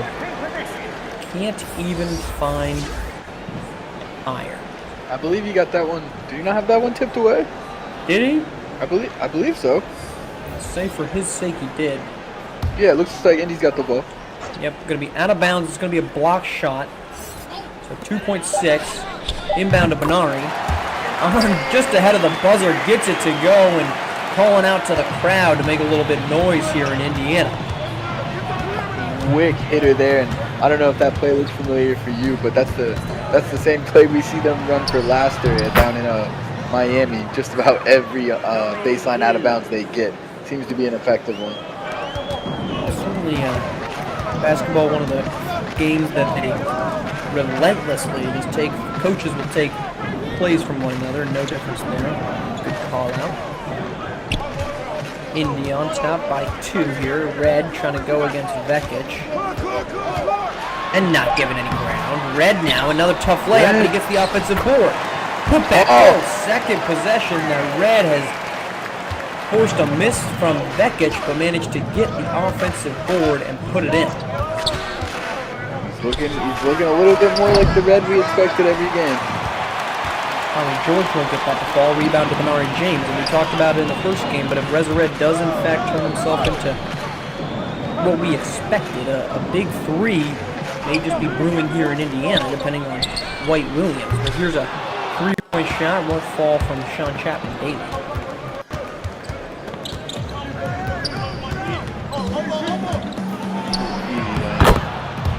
To the rack with ease. Left wide open, Franz Lustig. Now put it back to a 2-point game.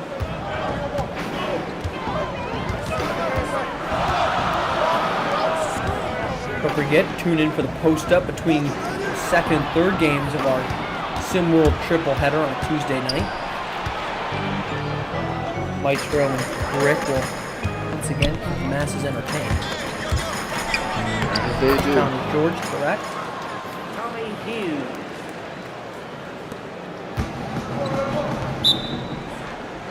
And a timeout coming for Indy with 2:27 to play in the third quarter. Game tied at 41 apiece, Siege, as we get ready for the final 10 minutes here. What are you looking for? Well, we'll catch that. We'll get you on the other side of this break on what you're looking for to close this thing out. Back after this.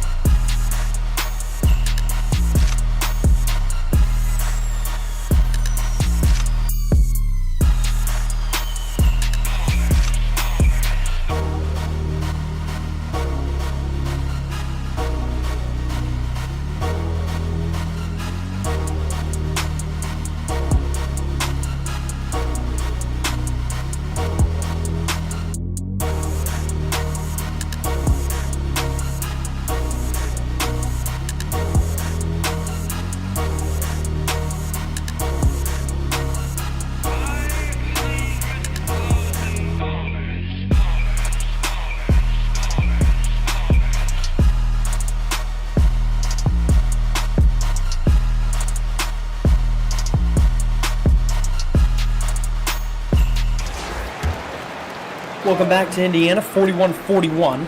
Indy in Europe, squaring off. No team really been able to build an advantage in either direction. Marcellus Brungo in on Romanowski for Indy. Brungo with the ball, working against Gabor George. Up and out. Can't get that one to fall. Touched every little inch of the rim except the net, and it's going to be George on the opposite end to answer. Get us that one through to take the lead for Europe here with under 2 minutes to play. Bucket two, you'll never complain about it. 3-point opportunity for Luss. He's been quiet. Luss has not been quite the sharpshooter that we expected. Entered number 10th in SimWorld with 28 made threes, but he has been a non-factor here tonight for Indy. Though offensively, few have been a good factor. Red and Red kind of carrying the offensive efficiency. Tommy Hughes won't get that three to fall. Brungo the board.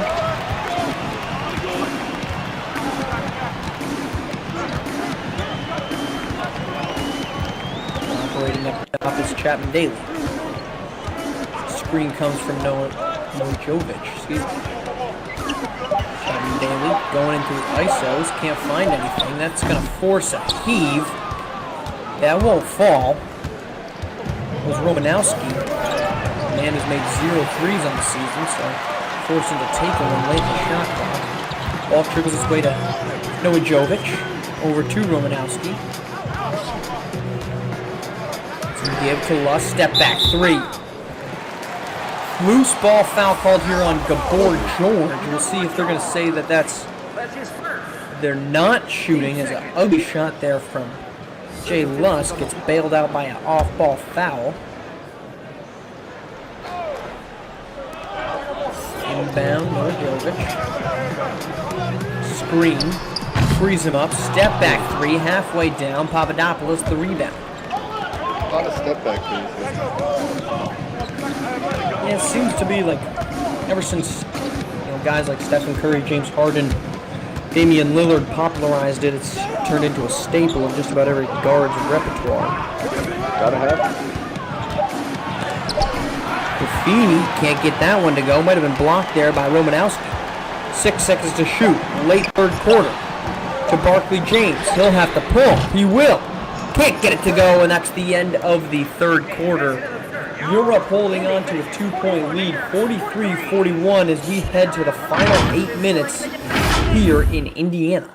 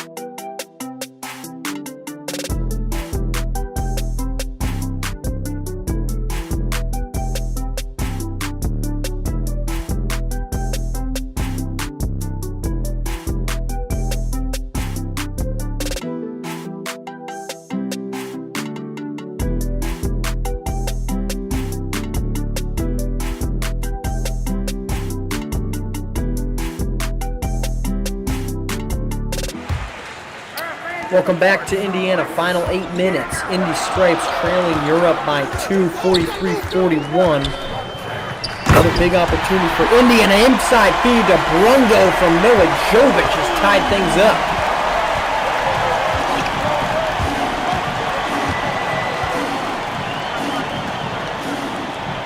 Who's going to pull away here? It's been neck and neck all game. You can see it on the scoreboard as well, but somebody's got to get something going, whether it be one person or a whole team scheme here on offense. Somebody's got to get something going.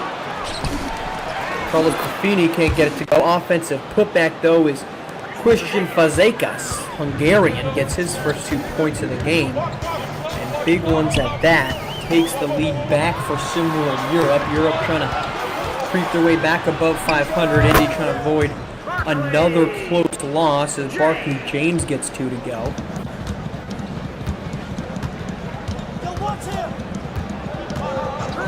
I think Barkley James is going to be a really good player for this program. You know, if he'll still be around next year, which I'm sure he will be. But I like the way I see his career going. The way I see him playing, I think he's just going to get better and better. Certainly has the makings of being an efficient scorer, and we've seen a number of players as a foul call here on Buffini. A number of players make that jump from age 16 to age 17. Barkley James certainly could be one of those. Jovic heads to the line, chance to add 2 more. Jovic has struggled today off the bench. Been the type of efficient scorer many have grown accustomed to. A quiet night from White Williams after he had 2 good nights to kick off his campaign with Indy.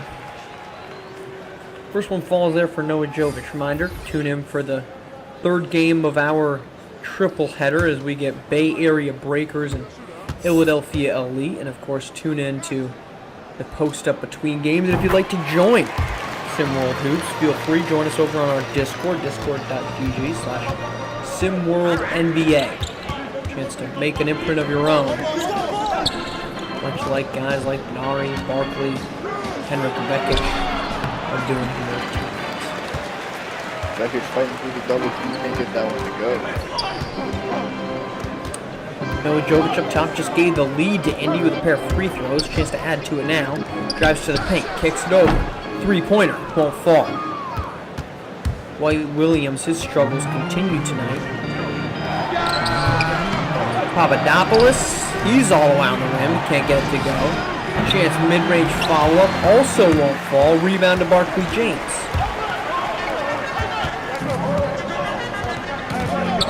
James to Williams. Williams trying to find space. Cut off on the drive. That's Fazekas on the defense. Williams finds Noah Jovic. Pump fake behind the back. Gets some space. Me. Won't fall. Brungo the board. Offensive putback. Good.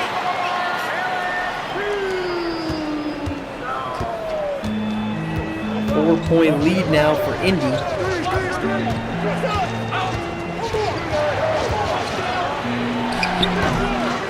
Buffini can't get the fadeaway to fall. Rebound now for McGee. McGee also has had a quiet night, but it's stolen away by Papadopoulos. Driving to the paint on Robert McGee, gets 2 to go, and Europe cuts into it.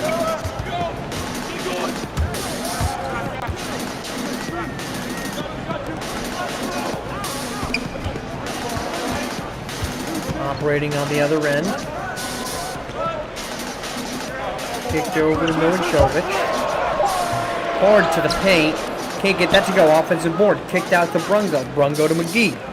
Back to Noah Jovic in the corner. Screen coming. This from Wright Williams. Step back 3. Noah Jovic gets it. That's big time there. Timeout from Europe and a massive 3 from Noah Jovic. A 5.3 lead here for Indy Stripes with just over 4.5 to play. And Siege, as we sit through this timeout, no better time to ask what the menu item here for you is in Indiana. Well, you know, that's a tough one for me. I'm not native to Indiana. I don't know much about Indiana. But what I'm going to go for here I actually haven't made our reservations yet, March, so I was actually just researching that. You got any suggestions? Well, we're in Indiana, so find something with corn base pretty easily. Well, everything's got corn here. Obviously, we're gonna eat some corn on the cob, but I'm just looking for a nice restaurant for us. Whatever. I think you gotta go to the steakhouses of Indianapolis, I think is the obvious thing. That is an option. I will also tell you we have a standing invite from Mrs. Red over at Red's house to come have dinner with them anytime. So I'm That is sure at some in point we'll Kentucky, come so home. that'll be difficult to get to. Well, you know, she's always at these games. She likes to be out here for that. So I know that she doesn't have her home to cook here, but I know she cooks a nice suite over at the Marriott with a little kitchen in it. So she likes to whip them up some meals while she's here. So she has invited us for dinner at some point while we're here. That is just a nice thing from that woman. But there is 2 points from Robert McGee on the feed from Red, and now it's a 7-point lead with under 4 to play, and a game that's quickly potentially spiraling out of control for Europe. But a foul called on Red. That'll be his first. That'll send Fazekas to the line. And what's at stake? So the recommendations, St. Elmo's is going to be our vote here for steakhouse, because there are plenty of good ones in Indiana, and that one takes the cake. So St. Elmo's is where we'll head. I'm making that decision for you, Siege. But I said what's at stake here. Please, well, good luck now at this hour. But Europe with a loss would fall to 6 and 7. A win here for Indy gets them to 5 and 9. That's what's at stake here over the final 3:48. Fazekas' first free throw falls. Europe, a lone team with plenty of ads on these jerseys. You see very few of those on the stateside teams. 2 free throws fall, 6-point game, 5-point game. Math always tough. Benari James operating on Papadopoulos. Floater will fall. Rebound Fazekas. Heads the opposite direction. Up to George. George, mid-ranger from the free throw line, won't fall. Had Buffini wide open in the corner, decided against it. There's McGee. Just over 3 to play. 5-point game. Still wide open. Screen comes from Red. Operating now. Looked like he was going to try to fade away. Instead, it finds its way to Reza Red, and that's going to be blocked late in the shot clock. So shot clock violation with 3:06 to play in the fourth. Ball headed back to Europe, down 5.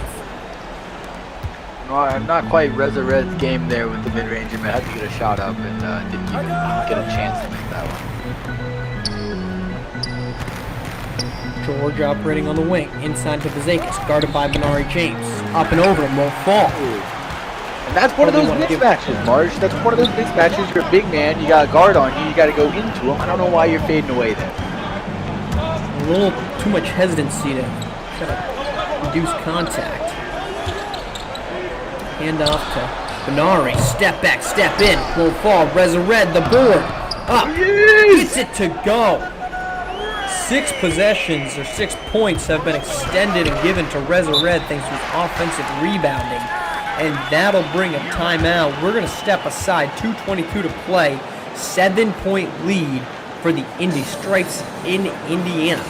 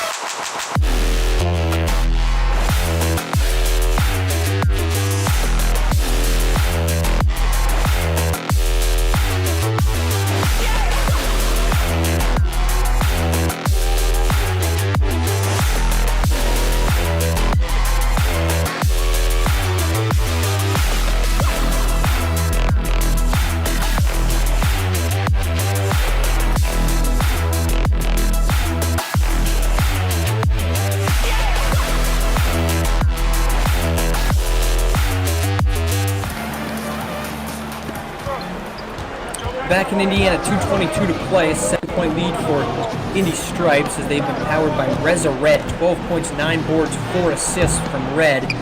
And a great defensive possession there on Vekic. He has been the story in this one, Siege. A game that we finally are getting Red to be playing to the expectations he had.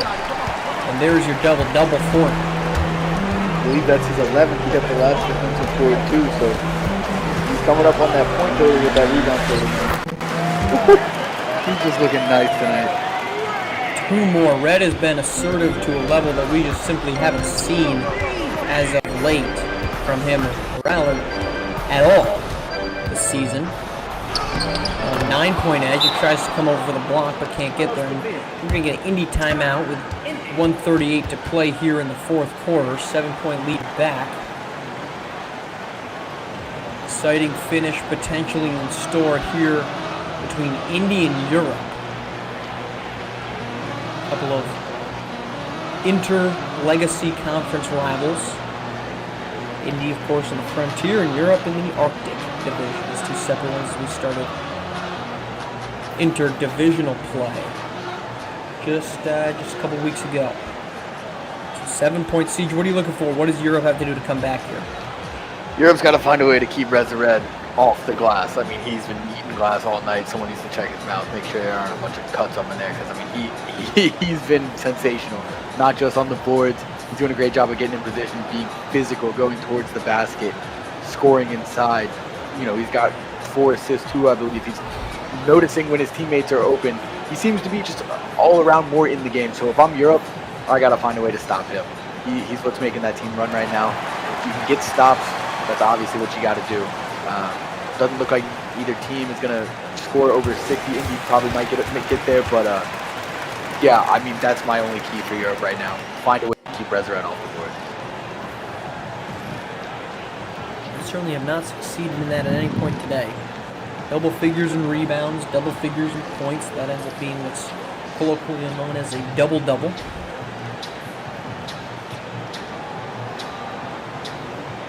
White Williams ready to inbound. We're just waiting for a final substitution to be finalized for Europe. It's been done. Inbound to Benari James, 135. In need of a stop is Europe. Can they get one? White Williams. Step back. Can't find separation. Gets it to Benari James. Double team on it. Kicks to White Williams. 3-pointer. Off the front rim and off. Rebound to Papadopoulos. Up ahead to George. Guarded by Benari James. Midi. Falls. All right. 5-point game. 1:11 to play. Got a finish coming up here. They can get another stop here. They're looking at a chance. Oh, Inbound inside pass, but Reza Red can't make it pay over the top of the much shorter Papadopoulos. Chance now again for Europe to cut into this lead. Alley-oop attempt is good. George for 2. 58-55. 42 seconds to play. Inbound and a steal. Vekic gets the steal to Klum. Klum picks it out. 3-pointer. No, sir. Rebound. Buffini can't get the 3 to fall. Reza Red pulls down the board. Now 4 seconds separate shot and game clock. Benari James trying to put this on ice. Foul called on Papadopoulos. That's a tough one there. Bail him out with the foul. Papadopoulos will send Benari James to the line. A chance to finish this. A furious comeback from Europe. Seems likely to fall short. No timeouts here for Europe, so they'll have to inbound from underneath their own hoop with the length of the court. James is first. Is good. That puts it a 2-possession game, and all but puts this one out of reach. And Europe got a pretty good look at a 3 on that last possession. Just didn't quite fall. It's been a tough day from 3 for them, and really for both teams. But Europe has just not had much luck from out there. But they got the shot they wanted. You can't ask for a lot more than that. Hits both 5-point game. 15 seconds. Last little heave here. Won't happen. Turnover to McGee. Foul called Vekic will foul James, and that will do it. The Indy Stripes are going to end a 3-game losing streak. They finally get themselves a close win after a 2-point loss to the Originators, a 1-point loss to Bad Boys. They are going to hang on for the win here against Europe. That'll pull them to 5-9. First one falls to make it 6 points, as they're now fighting for that top 8 seed in the Legacy Conference. Second one won't fall, though hardly a concern. Inside to Vekic, trying to get a 3. It's going to be Gabor George who takes it, but it's not going to matter. 61-55, the Indy Stripes victorious over Europe. They hang on, they build a good lead in the fourth. We're back for Game 3 of our tripleheader in Bay Area, but first, the post-up.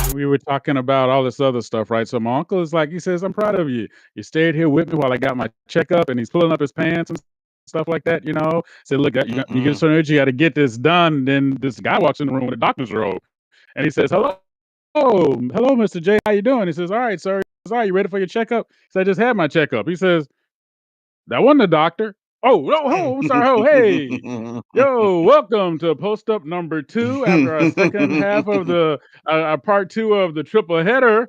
I was right again. Somebody else was wrong. I'm not gonna call no names, Blaze. I But was wrong. anyway, that's what happens. I am Maestro, joined by the one and only, my man, hmm who not only did he steal a cruise ship to come rescue me from an island, he also made sure that the chef stayed on board so they can cook for us. My man Rick Blaze, how you doing, I family? know that's right. We got to eat. No matter what happens in life, you got to eat. That's What's I'll going never on? I'll never Good to be back, that's- Maestro. I'm yep. reminded of the 1996 Chicago Bulls. Uh-oh. They did that year lose 10 games. So I guess I'm kind of like the Bulls. I'm gonna go 72-10 this season with Mm, my predictions. That's all right though. Look, listen, no matter what, brother, my money's always going to be on you, even if that means that There you money's go. against me. That's how it works. So look, we look, man, look, we had a 4 for 4 tonight, right? So we had 2 4th place teams. Not all teams are created equal, but this is what you expect from a SimWorld game. From a SimWorld Hoops game. We expect it to be tight. We expect everybody to be in it. We expect there to be energy. Both teams shot relatively horrible. hmm Howsoever, it was still a game. So, Blazer, let us see through your lovely eyes what the game went down like tonight. Yeah, you hit the nail on the head. Both teams mucked it up really bad today, especially from three. I think Indy was like 3 for 12, and Europe was probably worse than that. Europe was 3 for 14. Indy was 3 for 16. Europe was 3 for 14. 38% for Europe, 41% for Indy. It was a battle of attrition. It's one thing. If I'm gonna be wrong, I'm glad to be wrong when Resurrection Red has 14 points, 13 rebounds. Deal, Give deal. it to the big fella. Let the big fella cook, is what I've been saying only all season. So if I gotta be wrong, then that means Indy did something right and gave it to big number 99 and let big fella go to work. Deal, deal. And it was good to see a big get his game going. I mean, we got a lot of bigs coming to the game. We got a lot of bigs coming into what's happening right now with a lot of people making additions over this past week. Mm-hmm. We saw a lot of the debuts over the weekend with some bigs and also some power forwards. I know we don't use that term anymore because most teams are positionless basketball. But Mm-hmm. you're right. I'm with you, man. And just like my man Marsh and Siege, they like to get them down on some bigs and with pipes and other stuff that they were talking about that we won't keep going because that was that SimWorld After Dark stuff going on earlier Uh, tonight. But yeah, man, I'm with you. I love seeing me a big get their it on. So okay, so Blaze, let's look forward, right?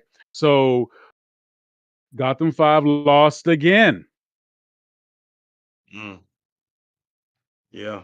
I was expecting them. I was expecting them to win, man. But B Run got to give him his credit. He called it a trap game, and it was. And that goes to what I said in the first program. These top four teams in the Pacific Rim, they can beat anybody. The Pacific Rim, like I say, Wu-Tang Clan ain't nothing to mess with. That's how I feel about Pacific Rim.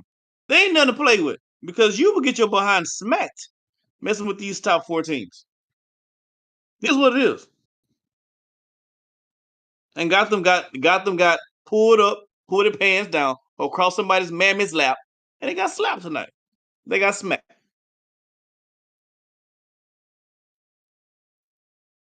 You agree or you disagree?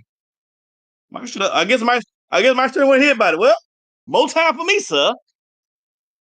So tonight's game, as Maestro was alluding to, tonight's game against G5 and APAC was, it didn't go as I predicted.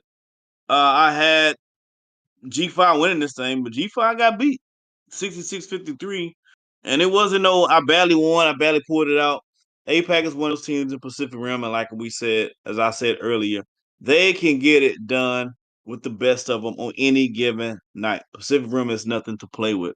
Uh, so you look at APAC, Reyes 21 points, George 12 points and 7 boards, Ken Anthony 12 points in 17 minutes. I think Ken Anthony he's one of those keys. He's sort of really hot for G5, and then he kind of cooled off. I don't know if it's a minutes thing, if it's a rotation thing, if it's because he's just a young player. They're gonna have their ups and downs, but I think Keon Anthony is a really important piece for G5. If G5 wants to win some games, because offensively he brings it to the game. He can get his own shot. So yeah, got them goes down. Down goes Batman, and let me see if producer Run Yell got me. I'm gonna bring him on the call, intercom call, man. Come on in, bro. What you got? Hey man, I'm just listening to you talk about the game, and man, I number one, I just wanted to say, are you okay? I know how you feel about G5. I know where your heart is on that one. I know. Well, I love me some Bellotti. I don't really know these G5 guys. I I rock with Tim. I believe in Gotham solely because Tim Bellotti is the coach. You put any other coach on Gotham, I'm not riding with Gotham. I'm riding with him. And Tim is going through a stretch. He needs a friend. Tim, give me a call. You need to talk about it. You need to vent. Get something off your chest. I'm here. He needs to Everybody phone, needs somebody phone a sometimes. friend or something. Is that what he's needing? Yeah, I got him, man. I He got you. pulled my Tim. plug. He pulled my plug. I had to get a little shine, Maestro. You get back in there, man.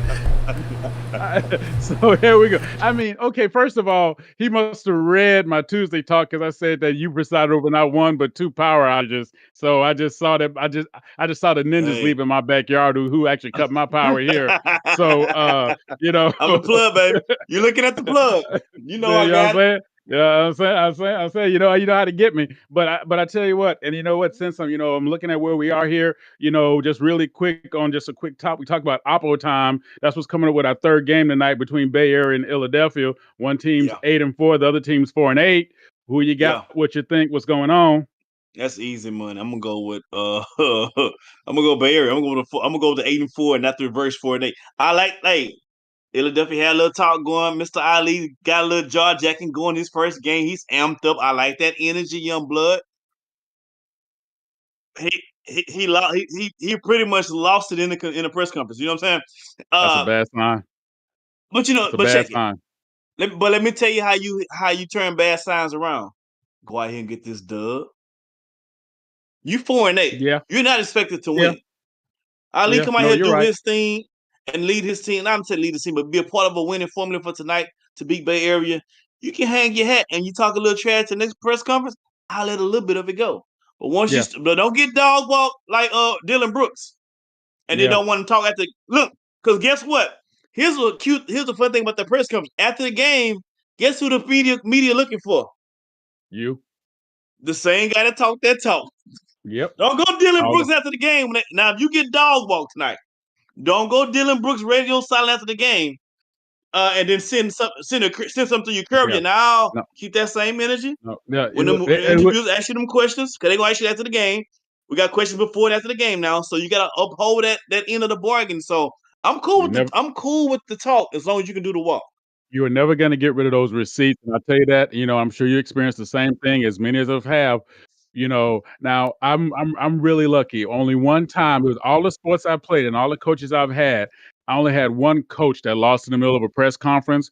But I'm gonna give you a little inside baseball. It was a baseball manager. He did not want to be manager of the team anyway. He knew he was on his way out. He was just trying to make a statement, and he was trying to send a message to the team's ownership. But other than that, though, I've seen my guys who played and guys I played with, and I asked them, "What was it like having your coach go off like that today?" And I'll tell you something, man, that really brings the locker room down because many players see that. They say, "Wait a minute, you tell us to stay in control. You tell us to stay mature. You tell us to stay and take the bullets. You tell us to take stuff like I'm gonna say use the N word, a man, but then you're gonna act out like that. I'm sorry, you just lost some respect points." I'm not saying that that's what happened, but Yeah, if we're trying to train beyond the game, we can't let that kind of thing happen. I don't care what it looks like on TikTok, Instastam, or Prima yes, to Baloney, stem, huh? whatever is going on. Yeah, just look at what it is. All right, so here we go. So I'm gonna kind of curve in because my clock went out, so I'm just gonna kind of hop into the third topic because I just feel like watching you sweat a little bit more before you pull my plug again. So this is and or. Okay. Now it don't have to be just one. It could be and or. Okay. Have you ever fought in the bathroom? Have you Fought in the ever bathroom? fought in the bathroom? Ha- have you ever jumped over a throne from a moving vehicle? And have you ever worn pants you know were the wrong size? Go. Yeah. Yes, no, and yes.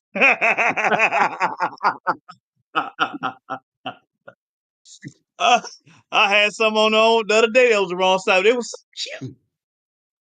Cute. Like Man, what I did, I zipped them up to the zipper, and then I just put my shirt down over top so you couldn't see that the actual button wouldn't buckle. But look, brother, let me tell you something. Let me tell you something. I have not only for me to answer to all those, including the jumper thrown, everything is yes for me. All right, I'm just gonna leave that out the way. I've fought in the bathroom multiple times. I've jumped and was thrown from a moving vehicle. And oh, by the way, on the Wow. pants thing, worst part about it, if you, I'm gonna give something away. If you look up on YouTube Hattie LaBelle on the Rosie O'Donnell show, I'm the bass player. There's a reason I'm wearing that coat in front of me to where I am. Because brother, the zipper couldn't touch, the buttons couldn't touch. My calves started going numb by the middle of the song. That's how Wow. tight these Wow. fans were. Wow. You had them nut huggers on. Bro, look, look, look, hey, fam, they were so small. Wait, they were so small they couldn't even get that far. It was just squeezing my butt. They couldn't even get. Wow. It was all the business in the back, none of the business in the front. So, oh, by the Wow. way, if you want more scintillating conversation like this, not only do you need to come to my house and hang out, but you can check out the Blazing Takes podcast, the Marsh Pod, and of course the #1 podcast in entire Andromeda Galaxy. And I'm gonna say the prison name, but I figure it's too soon. Around the Table with Elava, the voice, and the Fat Man, my fun size boo. And we also want to give a shout out to our production team that always makes everybody look good, everybody sound good. And we want you to For join sure. the party. So go on and hit up discord.gg//SimWorldNBA. If you got the brain, come on, be a coach. We're looking for coaches. We need coaches. You want to help shape people. You want to help feel good about something. Bring it on here because listen, we might go at each other, but we laugh not only on air, but off air too. We have fun. We have a good time. We learn from each other. That's what it's about. So come and bring it there. If you think you got the game, come on and be a player. We want to see you grow too. We want to see you move forward. We love being a part of that process. We love seeing what's happening. And we got games out the wazoo coming up this weekend. Yeah. Tomorrow we got a doubleheader. Lone Star versus the Yacht Club. Yacht Club had a let's say they got to Goodwill game. 500. Yeah, they had a Good goodwill deal. game. That was a goodwill game today. Yeah. So Yacht Club's got a back-to-back. Bay Area's got a back-to-back. Indy's got a back-to-back. Africa's got a back-to-back. The Queen City Kings got a back-to-back. Mhm. The Originators got a back-to-back. And then on top of everything, and I'm going to talk about this a little bit tomorrow, we got a couple of teams, including the Originators in Africa, that are doing a triple header, 1, 2, 3. We're going to talk about what that means to a team that is on a roll or not on a roll, because sometimes after you win, you want to enjoy a little bit, or sometimes you feel like just get right back on the floor and getting some more, because that's how we do in the hood. It costs you extra, but that's what we do. So, but also looking ahead now. So let's look at this, right? Got you covered. So here's the deal. Hit us up in the chat. Hit us up on Discord. Let us know what you think. Let us know what you want to hear. But I got some advice for all y'all. Now listen to me very careful. If you unfollow Kevin Durant, he just gonna troll you with his other 17 fake accounts. Yeah, But you can never unfollow Kevin Durant. But if you unfollow John Wick, you better hide all your pencils. Peace.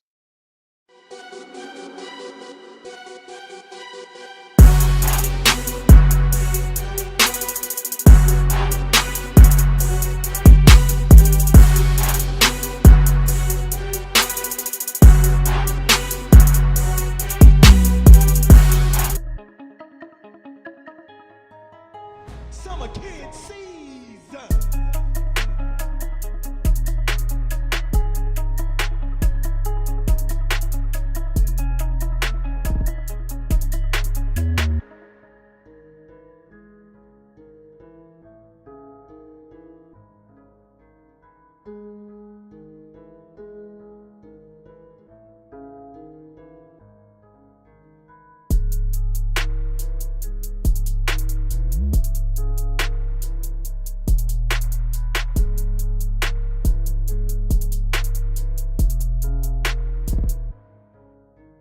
Summer Killer, Slam.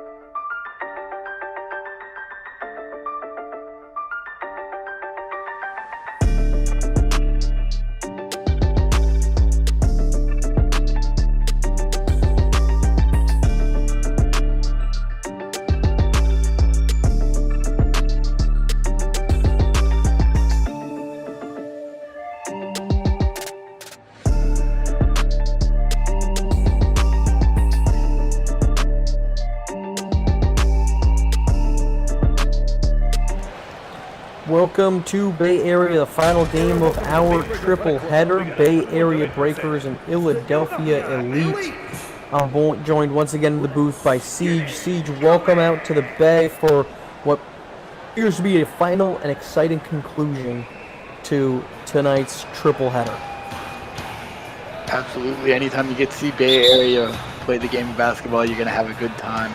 Obviously, watching the Hyman brothers do their thing, Caden Ship, Royce Anderson, Dime Hardaway, just to name a few of the incredible talents they got. But over here on the other side, you got a team in Ill-a-delphia Elite who has really turned their season around from the early days with their new coach, Trace Williams. Nas Hall has emerged as one of the better scorers in the whole league. We'll see if he can, put up enough buckets with his supporting cast to fight off this Bay Area Breakers team. The Bay Area seeking to try to right the ship after a handful of, maybe less than enthusiastic performances as the corner three falls. Probably going to call that a 2. Gets Ill-a-delphia on the board. But trying to kind of steady the ship is Bay Area. Ill-a-delphia trying to keep their run going. They've got to fight their way back from a slow start. 2 points there.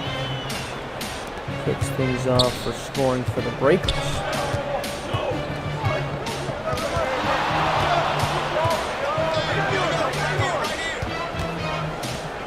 You know what, Marsh? I'm going to go ahead and give you this prediction early. Ill-a-delphia Elite takes the dub here. Ill-a-delphia has certainly been playing better ball than they were at the beginning of the season as Trey Hyman brings this one up. But the potentially more concerning for that prediction-wise, Ill-a-delphia has been playing much better basketball as Trey Hyman, forceful two-handed or one-handed slam. They've just been looking like a better basketball team than they were at the beginning of the season when they just could not survive inside their division. Juan Singleton, do it for me one time. That was nice. I don't know, I think they come out here with a lot of energy. I think they know this is a big matchup against a highly touted team, and I think they give it their all. And if Bay Area doesn't, take them seriously, kind of, they could have an issue on their hands. Oh my God! Gets to a swat away block, snatched it out of the air as Hyman. He just grabbed that. No swat. He just said, "That's mine." Jeez, please. Into the paint, 2 more. Sean Hyman gets on the board. Hyman, of course, brother to Trey Hyman. He's entered and been pretty effective here. 10.5 points, 7.5 rebounds for the younger Hyman brother. The block there. Block from Xavier Pope. To Hyman. There's a little 5-0 run going on. Trey Hyman working with it at the free throw line. Finally decides to got some action. Can't find his way into the paint. That's over to Pope. Pope will pull up. Gets that to go. Tough shot made. Pope with a quick start time. But quickly back down on the other end. That's one of the adjustments that head coach Trey Pope has made to introduce a little press defense, and that is not paying off on that possession. Inside to Trey Hyman. Hyman, the hook won't fall. Great defense there from Marcus Lawson. He's got a tough assignment tonight. See how he does. Corner, dumped it inside. And Trey Hyman called for the foul here. 2 shots for Ill-a-delphia. That'll be Sean Hyman. We're going to step aside before these free throws. We'll be back after this.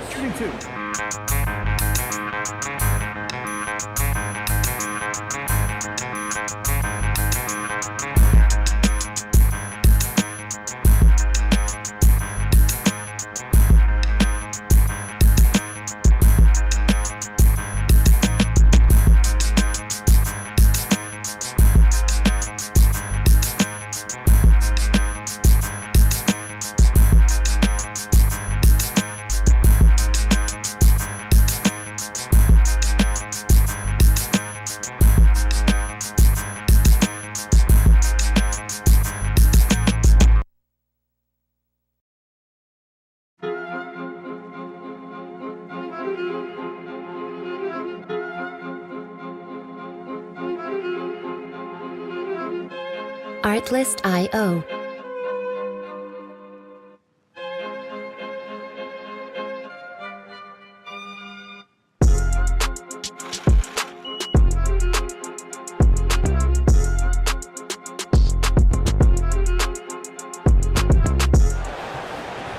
Welcome back. Early start to this one. Khalil Erickson headed to the line for Ill-a-delphia. 11-6, 4:26 to go here in the first quarter. Siege, as we look at this one, you already kind of gave your prediction that you expected Ill-a-delphia to win this game. What's been the biggest reason for this turnaround for Ill-a-delphia after such a slow and pretty disappointing start? Well, we talked about they got a new head coach in Dries Williams. He seemed to not just revitalize the team, but, find a rebirthing almost in Nas Hall. Nas Hall has turned into an elite scorer, an elite leader for this team. But more than that, just the team is playing better basketball. Dries Williams has found a way to kind of motivate these guys, kind of get the puzzle to fit together. I think that's really the big thing for them. They're playing more cohesively as a team, as a unit. One of the big things we talked about before Dries Williams took over, before Ill-a-delphia kind of turned things around, was that they didn't have a guy. They didn't have a go-to guy, someone to turn to, and Nas Hall has become that guy.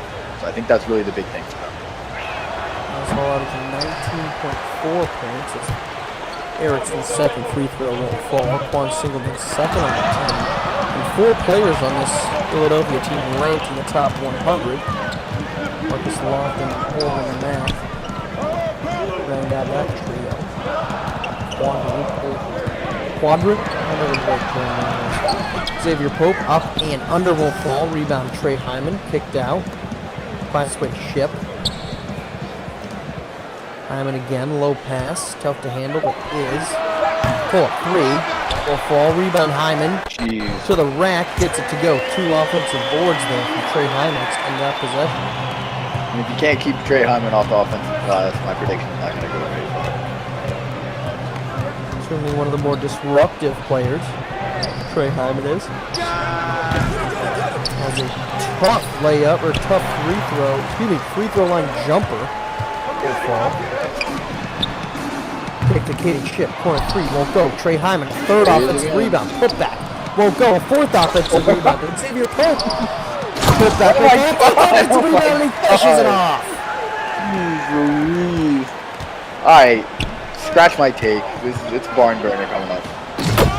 Whoa! Alley-oop there to Khalil Erickson, but Trey Hyman, 5 offensive rebounds in the first 5 minutes of this game.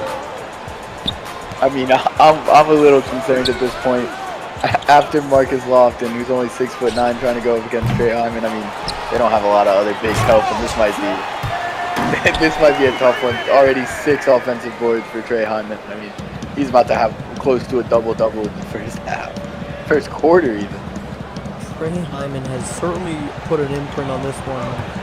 Certainly not the way that Ill-a-delphia was looking to start this thing off. Bay Area, an ideal first quarter for them.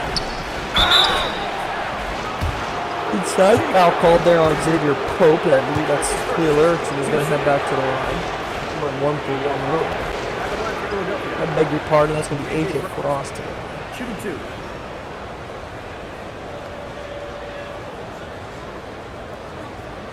Frost out of Brooklyn, New York, 3 points per game on the season. Starting small forward here for Ill-a-delphia Elite.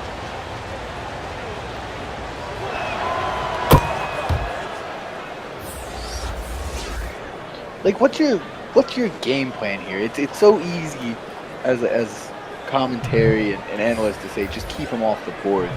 But what's your game plan with a guy with this kind of size and this kind of motor and this kind of athleticism in Trey Hyman? It's almost like a real life cheat code. Well, there's 2 things in basketball that don't really require much skill. And those 2 things are defense and rebound. Yep. And well, those are effort plays. I mean, Tahan Looney can have all these rebounds. That one's snatched out in the air. He's not the best center in basketball, and he's not the best rebounding center in basketball. But he rebounds so well because of his effort. as 2 more there from A.J. Frost cuts it to 4. So truthfully, that's all it's going to come down to here is rebounding for Bay Area. Or excuse me, for Ill-a-delphia. Just putting a body, putting the effort in, and just getting Trey Hyman off the glass. Might take 2 bodies on that. So if you have to adjust to that, it doesn't hurt to do so. I mean, and most of the points are just coming from offensive boards and just putting it back up. Because once you get an offensive board, you probably got decent position to the rim, and he is abusing that. Inside to Hyman again, and he gets that to go. Now what is going to be harder to stop is how efficiently he scores, and without much size advantage for Ill-a-delphia. If he gets in the paint, it's going to be a tough night for anybody to slow him down. Yeah, I'm starting to think their only real chance here is when Trey Hyman's not on the court, they're going to need to put up a lot of points. They're staying within striking distance. Rebound here to Sean Hyman. Kicked out. That's going to be a 3-point attempt, and that's going to fall from Royce Anderson, and that's going to bring an Ill-a-delphia timeout. We are going to step aside with 51 seconds to play here in the first quarter. Back after this.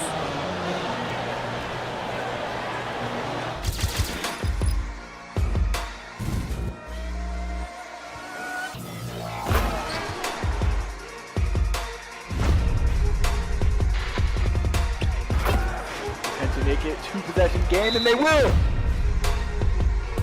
Definitely gonna have to look elsewhere. Oh!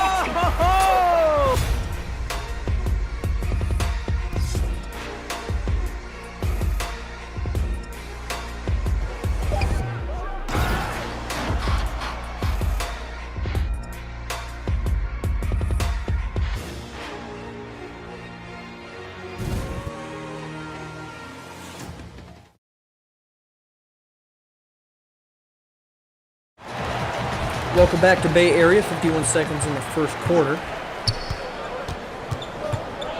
Bay Area up 24-13. The Trey Hyman show has been in full effect here in the first quarter. A number of offensive boards, some easy putbacks, and that's led to this 9-point edge. But the floater there from Malik Ali, and that's the first 2 points of Malik Ali's SimWorld Hoops career. So he's making his debut. And the hop step from Royce Anderson in for 2 more, a little bit more flashy than the previous possession. 26-15, back to double figures.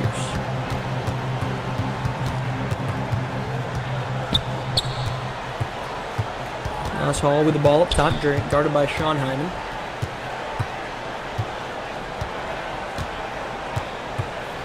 Quickly switch it, that's going to get a little bit lengthier defender onto Hall, and he won't get it to go, but the rebound for Sean Hyman is after the buzzer. That ends the first quarter. Bay Area on top, big after 1 quarter of play.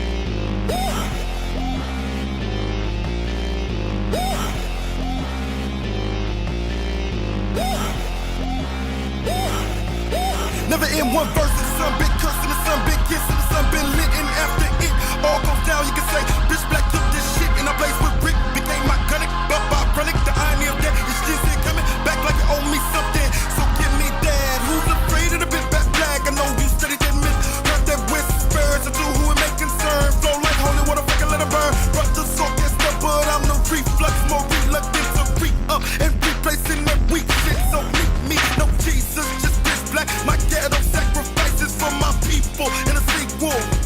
Welcome back to the Bay as Bay Area holding a commanding double-figure lead here after one. And truthfully, the story, Siege, has been about the rebounding, or rather for Ill-a-delphia, the lack thereof. 13-3 rebounding advantage, and that is not an appetite and approach that will win you many basketball games here in Simworld Hoops. Yeah, and of those 13, 9 of them came from Trey Hyman. Had 10 and 9 in the first quarter, just looking absolutely unstoppable. He's going for a potential 30 and 20 type game tonight. Certainly playing like it. He has been dynamic on the offensive end as the bucket falls there for Ill-a-delphia. Dominating the interior offensive glass. There's a step back there from Dime Hardaway. He gets that to go. And an immediate turnover, Sean Hyman. I'm not crazy, right? That was a turnover, right? It wasn't a missed shot? Looked that way. So, really tough turnover, and Ill-a-delphia has been sitting there watching their best player, or at least the league leader in steals, Orland Mack III, sitting on the bench, and it's Bay Area now getting the steals. Pull up from Erickson won't go. Rebound to Hyman. That's a double-double, 6:30 left in the first half, and Trey Hyman has a double-double. There's a steal. Orland Mock there. He's entered the court and hasn't gotten a lot of minutes, Siege, in the last couple of games, but he is the league leader in steals, 1.8 a game. This one's tipped away as well. Kicked out. Royce Anderson, 3 won't fall. And this is Orland Mock's first action of the game. And he may not help on the rebounding side of things, but there is something to say about, the league leader in steals. If you can get a turnover, you can't get shots up, and if you can't get shots up, you can't get offensive boards for Trey Hyman, easy putback points. So, he could definitely be a help in this game right now. Corner 3 from Dime Hardaway won't fall. This is a deep 2 that won't fall, but another offensive rebound. That's been the story of this one so far. Inside it goes. Good defense from Sean Hyman, but that won't matter, as that's 2 more or 2 on the season from Komeke. That's a timeout for Bay Area, up by 10 here, 5:26 left in the first half.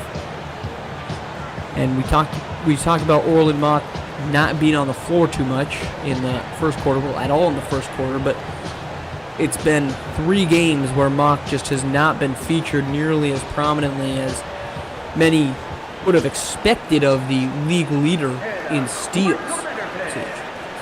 Yeah, and I'm a little surprised about it. He, like you said, league leader in steals. He's a big part of this defense. He's a tough player. He kind of plays his role really well. Doesn't ask for too many shots. He's not a guy that I see much reason to take out of your rotation. You got to wonder if it's kind of an internal thing, something going on, reason he's not playing. But this might be a game you might want to give him a couple more minutes, because they're having trouble keeping Bay Area from scoring. Yeah, if they're unable to stay off the glass, certainly trying to put together and save possessions is going to have to come from those types of opportunities where steals are going to add possessions, take away from the other side. It's certainly going to be a necessity here for Ill-a-delphia. Absolutely, especially when, like you said, you got the offensive boards going here. If every possession turns into 2 or 3 shot attempts instead of just 1, I mean, before you know it, you've got twice the shot attempts from Bay Area than you do from Ill-a-delphia. As we know, this game's about putting the ball in the basket. If you put the ball in the basket more than the other team, you're generally going to win the game. So limiting those chances is going to be huge. Here we go. Quick take on the other end.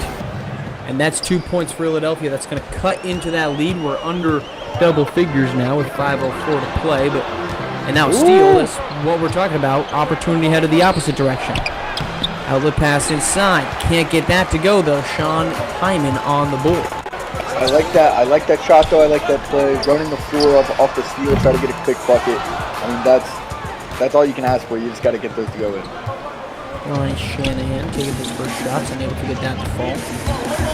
Here's Mock, who's trying to get past Hyman, but that's stolen, taken away by Sean Hyman. Beg your pardon, Nas Hall in the carry there. Hyman here, Hyman there. Hyman everywhere. Ryan Shanahan operating. Inside to Trey Hyman. Sean Hyman takes the mid-range, and we're going to get a foul called on Trey Hyman. That's his second. All right. Midway through the second quarter, already 2 fouls on Trey Hyman. That might be something you make an adjustment here, and you say if they're going to keep him in the game, which doesn't look like they're going to, you might want to just keep going at him. And that's a dangerous game because he's a great defender. He will find ways to block the shots anyways, but if he happens to come back in this game before half, if you can get 3 on him before halftime, I mean, that can be an advantage late in the game if he's not out on the floor.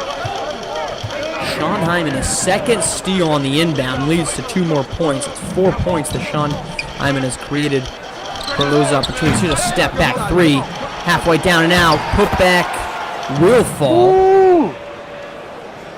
That's 2 points from Marcus Lofton. Back to 8. Taking a page out of Trey Hyman's book there with that one. Tough offensive board. Katie Ship up top. Over to Xavier Pope. Back to Ship. Screen from Pope. Step back. Deep 2. Back rim and out. Won't fall. Without Trey Hyman out there, unable to get an offensive board.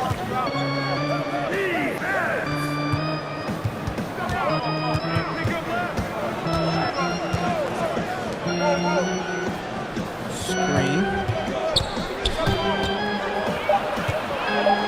Opening up a offensive opportunity. Corner 3. That will fall. All right, here they go. Like I said, when Trey Hyman's not on the floor, you got to take advantage of that and go on a scoring run then, because when he's on the floor, Bay Area just seems to be running it off. Quan Singleton hits the first one, but it's an immediate answer on the other end. Adonis Knight making his similar appearance, first of his career, his first bucket. But don't look now, here comes Ill-a-delphia without Trey Hyman on the floor. As 2 points from Sean Hyman. This game has gotten a little bit closer than many might have expected the way that we started this thing out. I've been happily surprised with Marcus Lofton's play tonight. I know he has a really, really tough matchup, but he's come out and he's done his thing, running the floor, being as tough as he can. He's going to need to see more of that. And what a beautiful move there from Nassau.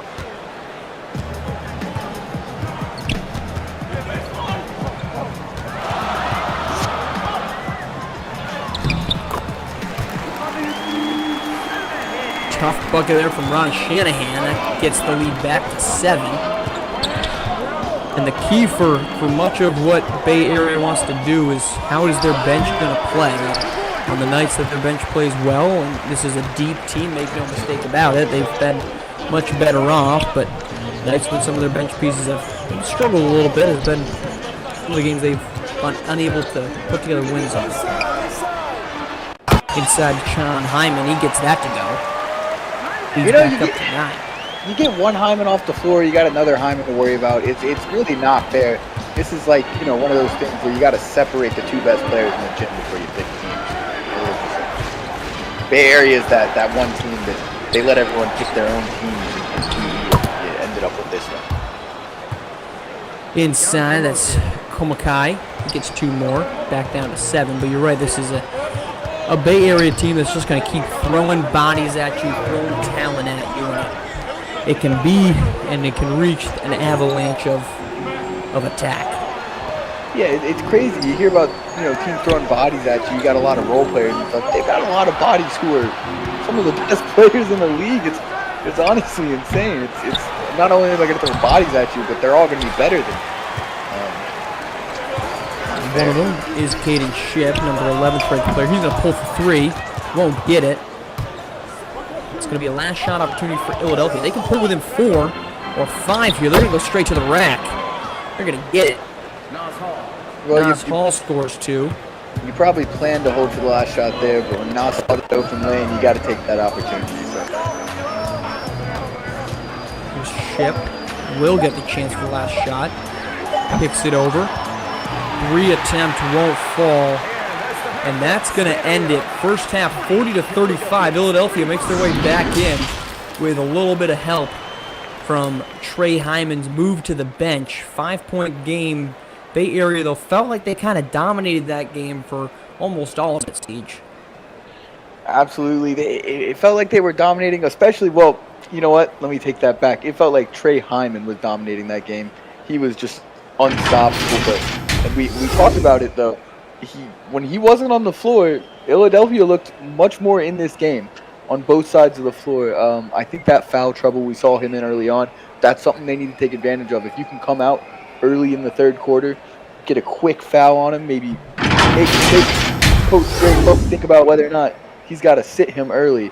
That's going to be big for them. That's something that they need to take advantage of here. Mentioned, but a good shooting night and a domination on the rebounds, 20-12. Second half coming up after this. Y'all know.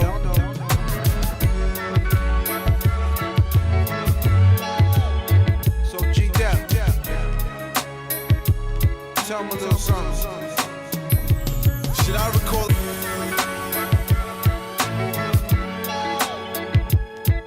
Yeah. Y'all know how I go down, right?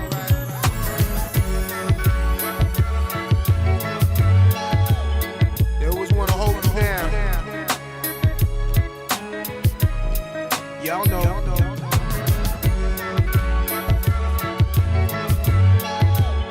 So G-Dep, tell me a little something. Should I record?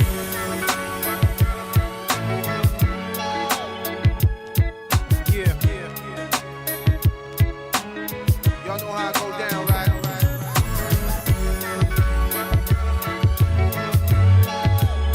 They always want to hold you down. Y'all know.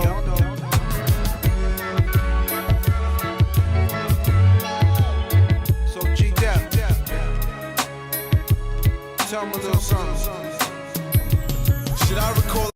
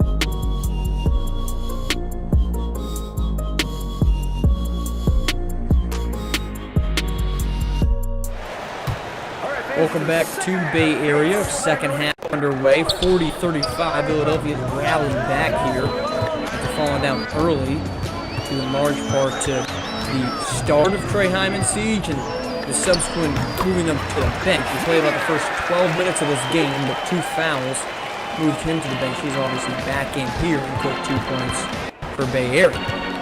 Like to see them go at him, maybe get a quick third. And a quiet night so far from Nas Hall. If he can maybe find a way to get going. They're already in striking distance, Ill-a-delphia is, given the way this game has felt watching it. But if Nas Hall can kind of add to what they're already doing with his normal scoring output, they might still have a chance. Johnson throws that one away. Here's Xavier Coates right on top. Look it by the defender. Does. Banks that one.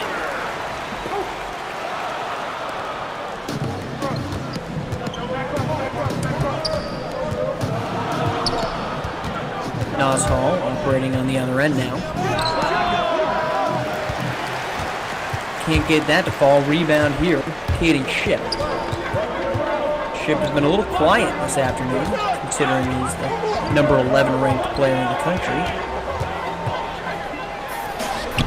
That's something we see from Ship. I wouldn't say often, but something I love about his game is he knows when to take a back seat. He knows when it's other people's games. He's not one to force it.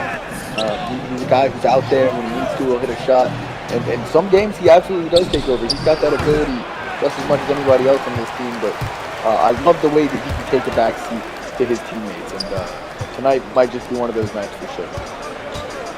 Well, there certainly isn't a shortage of options. I know we talked about it earlier, but guys like Xavier Pope, who had his bucket on the opposite died down, but when you have guys like that, like Royce Anderson, like Dime Hardaway when they step in, and Trey Hyman, it makes it quite easy for guys like Katie Ship to play more of a back seat role.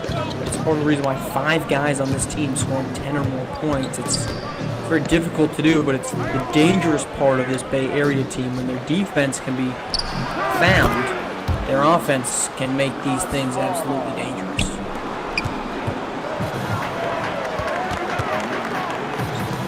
Marcus Lawson with a nice assist there. He's doing a lot tonight. He threw a really tough matchup, but he's playing just about as well as you can ask him to.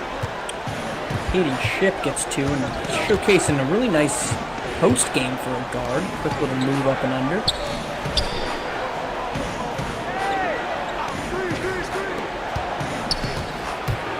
They should find their offense. Tough to do, but they get that one to fall. Speaking of tough, Juan Singleton for 2.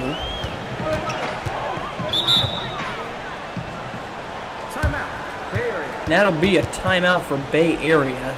39-48. They are on top by 9. Siege, it seems obvious to say that when Trey Hyman is out there, they're just a better team. But what is it about him that, especially in this game so far, the easy answer is the rebounding, but is there anything else that he's done that's impacting the why this game is a 9-point advantage right now? I mean, you nailed the main one, it's the rebound. But other than that, it's an imposing presence, really. It's the strength inside. It's even when he's not getting boards himself, he's moving people inside the paint. I mean, when you have someone that big, that imposing, offensively and defensively, he is moving people in the paint. He's affecting shots, whether he's blocking them or not. He's affecting shot attempts even. He's almost at the level where he's affecting whether or not someone's even going to take a shot. Because you're considering the fact that he's there. So, just kind of literally controlling the paint on both ends. Where people are going to be, moving them around either physically or just mentally with, knowing that he's there. And I think that really just allows for a lot more to be done for Bay Area, both offensively and defensively. They get a lot more flexibility on both sides because of that. He certainly has been understandably a top 10 player ranked this season, number 9. Definitely the ability to impact the paint, as you mentioned, on both sides. Quite beneficial here for Bay Area. A 9-point game, 4:43 to play. Singleton drives to the paint, gets that one to go. Good defense there by Dime Hardaway, but not enough.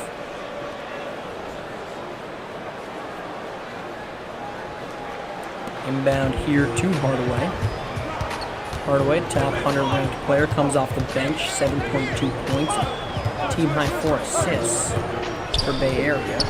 Kicked inside, that's 2 for Royce Anderson.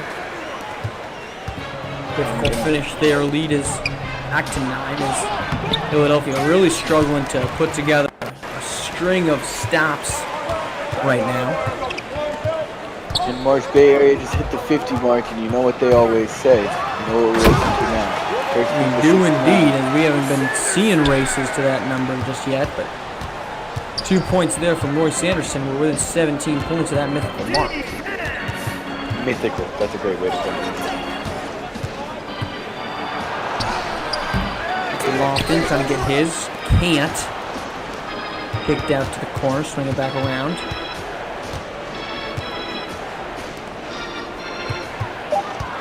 Over to Singleton. Singleton trying to get 2. Gets that one to rattle home. Despite very difficult coverage.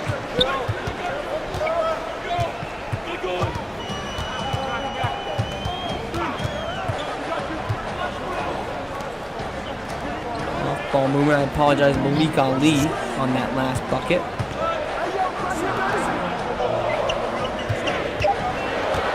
Curtis London, shot clock winded down. He'll have to heave. Takes the 3. Back rim now.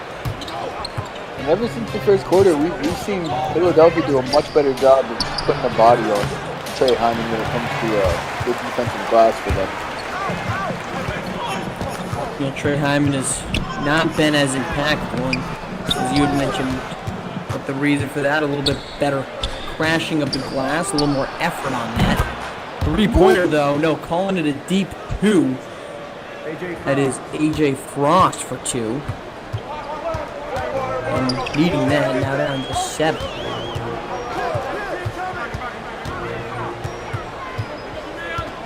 All the way. Left wing, inside, tipped away. Loose ball finds its way to Royce Anderson. He's going to get that one to go. They benefited from some loose balls, some tip aways. They managed to turn this into a 9-point advantage because of those opportunities. Second chance among them. Ooh, what a block. The 3 rattles home late shot clock. Arian Kingy Cross gets that to go, and that's going to be a timeout. Bay Area, 6-point lead now for the Breakers. We'll stay here for it. Siege, and perfect time to open up the floor. What are we eating here today in Bay Area? Well, you're not going to like my answer, but actually, I think this is the place that I would like to answer. Why don't you try me? Well, I've actually got 2 things going. I don't think you're going to like either of them. I've got crab rangoon freshly caught, and I've got some nice street tacos. See, this is actually a great place because of the Asian history of San Francisco and the Bay Area and Oakland. I think both of the choices that you just made are phenomenal. Well, you know what? I appreciate you being real with me, and I also think they're phenomenal. Because this is where crab rangoon makes sense. I mean, if we went to some dim sum right now after this game, I'd be happy as a button. Well, I'll book us a room. This is the spot for it. So I'll hat tip you for that one. Despite the questioning of, we had to do a little last-minute research apparently in Indiana. Otherwise, the meal choices of this triple header have been solid ones. I strive to please. Well, you're accomplishing it today. Thank you. My stomach is also feeling pleased. So good things all around. Quite a bit of food here to be consuming in short period of time. I will be hitting a food coma immediately after. That's what the plane ride home is for. Yep. Adonis Knight takes that one to Ronnie Shanahan. Over to Pope. Pope 3-pointer. Buckets. Despite the tough coverage, lead is back to 9.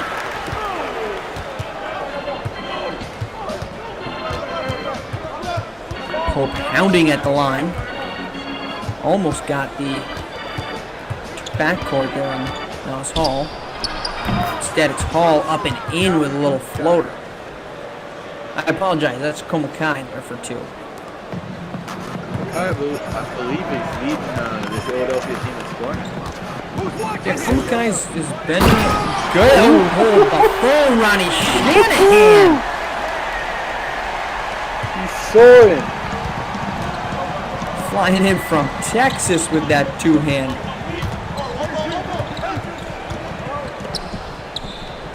And anytime Philadelphia thinks they're prepared for a run, Bay Area here in the third quarter has answered it. 3-pointer again. Ooh, that's a big And another 3. And Komakai, his second 3 here of the game. Despite everything, Philadelphia continuing to find a way to stay in this game. They're fighting. They're just fighting hard. They're not going to go away. Notably without Trey Hyman on the floor. I beg your pardon, there he is. I misspeak. 2-pointer fade away from Royce Anderson will fall. The floor has just been really quiet since that first quarter. 7 seconds. Layup attack won't fall. Put back will. That's Darian Kingy Cross for 2. Now 3.7. We're going to see a heave. We will. That won't fall though. And Ill-a-delphia sticking around 59-55 as we head to the fourth quarter here in the Bay Area. Come get them stuffing yachters with the pigeons. When we talking outside lingo, ain't no talking over digits. Currents over comma, ain't no motherfucking sentence. Tell them black sent you, sir, your people not your feeling. Oh, man, this smoke was alright. Man, her ass was alright. Don't ask me if I'm alright. Pray this shit gon' go right. All my people alright. All my people alright. All my people alright. All my people alright. Man, this smoke was alright. Man, her ass was alright. Don't ask me if I'm alright. Pray this shit gon' go right. All my people alright. All my people alright. All my people alright. All my people alright.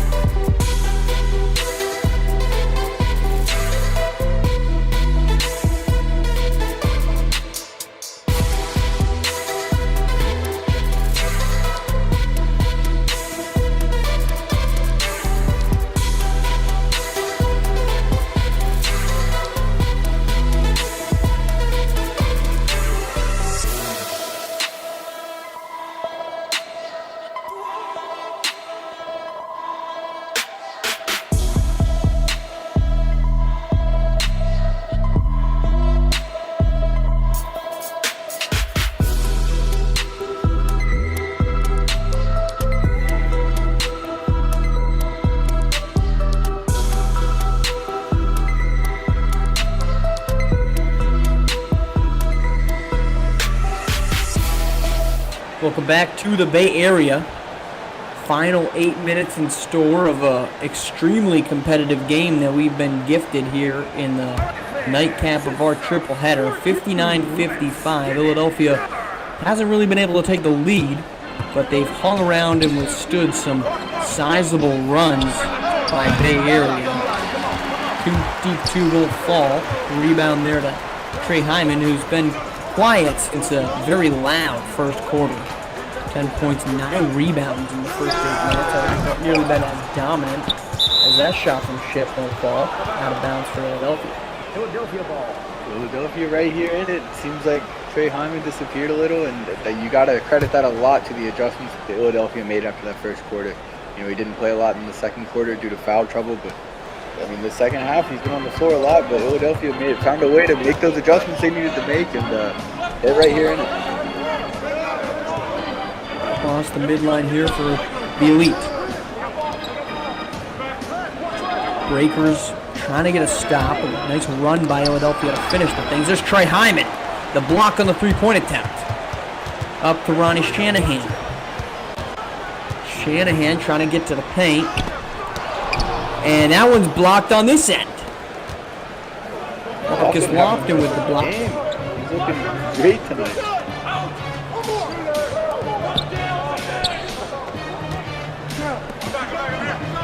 And we talked about this potentially being a little landmark win for another perimeter block from Trey Hyman.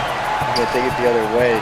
Find his brother for an easy lay, but we talked about this being potentially a landmark game for Ill-a-delphia, showing what they can do, potentially taking down this team. But it's looking like it's a pretty big statement game for Marcus Lofton against a really tough matchup, showing that he can compete with any big in the league. And he rebounded from a tough start. Here's Sean Hyman trying to go coast to coast, and Lofton has other ideas. He's been all over the floor.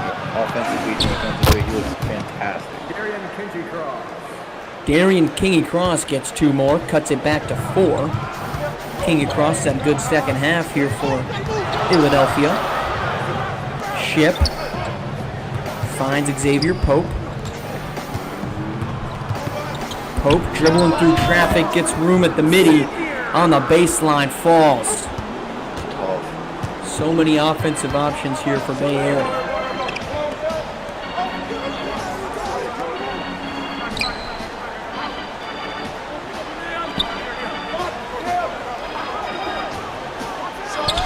Right inside, try to quick switch it, and that is a poor decision there by the Bay Area Breakers. Lofton for 2, and they tried to switch Ship onto him at the last minute. That didn't go well, but here's an easy. Oh no! Blocked by Lofton. Marcus Lofton. Lofton has come alive here in the 4th, and Darian Kingy-Cross is joining. 3 more, and we got a 1-point game. Should never second guess my prediction. Ill-a-delphia did not like that. Caden Ship answers.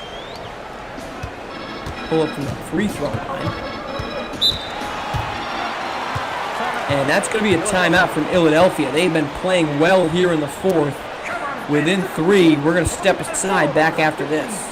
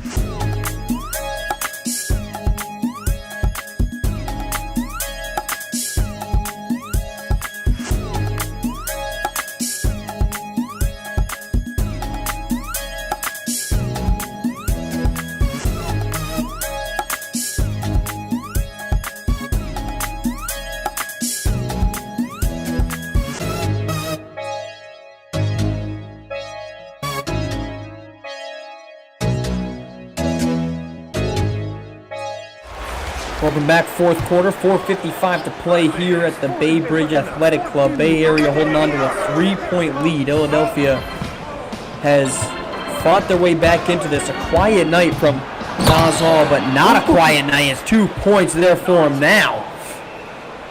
On cue, he cuts it to 1, but it's been Darian Kingy-Cross and Marcus Lofton carrying the offensive load here in the 4th quarter.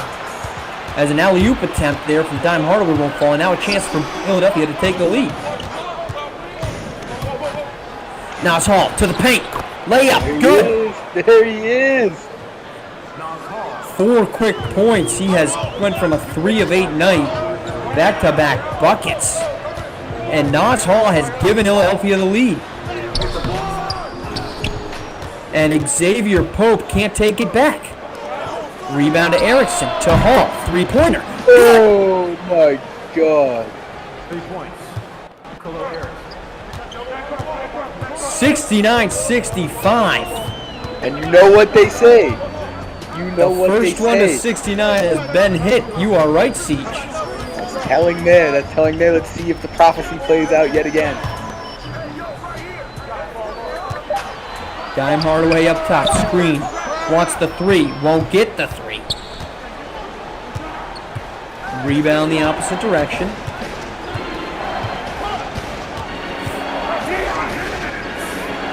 And Bay Area in need of a stop. Ill-a-delphia has been going downhill. Nas Hall leading the way. No block there from Trey Hyman. That's his 4th. Here comes Adonis Knight, his first game with Bay Area, and he's getting prime 4th quarter minutes. Inside to Hyman. Hyman has not scored since the first quarter. They could use 2 now. What's he doing? Steps outside of the paint, can't get it to go. Offensive board, gets that one. He just wanted the offensive board. That's why. 69-67. That's Hyman's 11th and 12th points of the game. He has not scored. That's his first bucket since the first quarter. To within 2. Here's Nas Hall. Quan Singleton gets a screen. Going at Xavier Pope, won't fall. Rebound to Pope. Pope to the corner. Dime Hardaway back to Pope. Backing down his man, fade away. Buckets.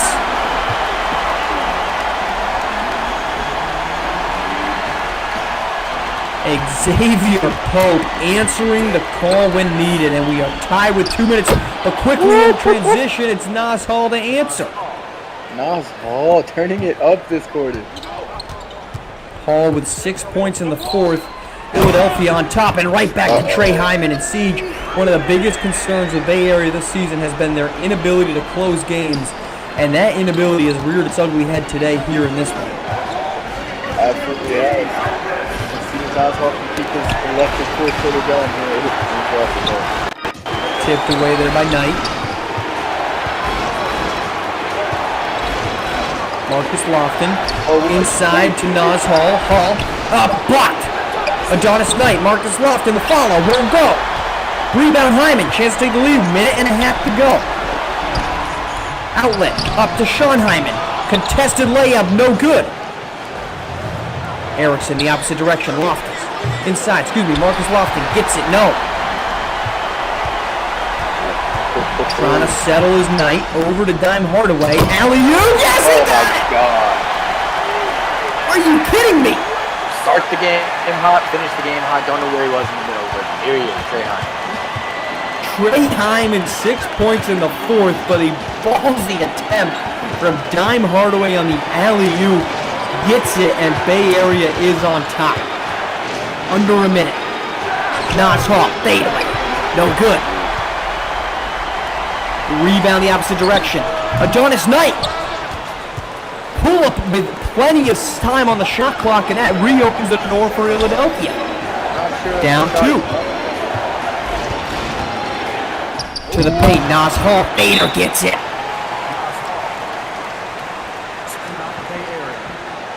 Floater from Nas Hall has retied this thing, Siege, with 38.1 to play.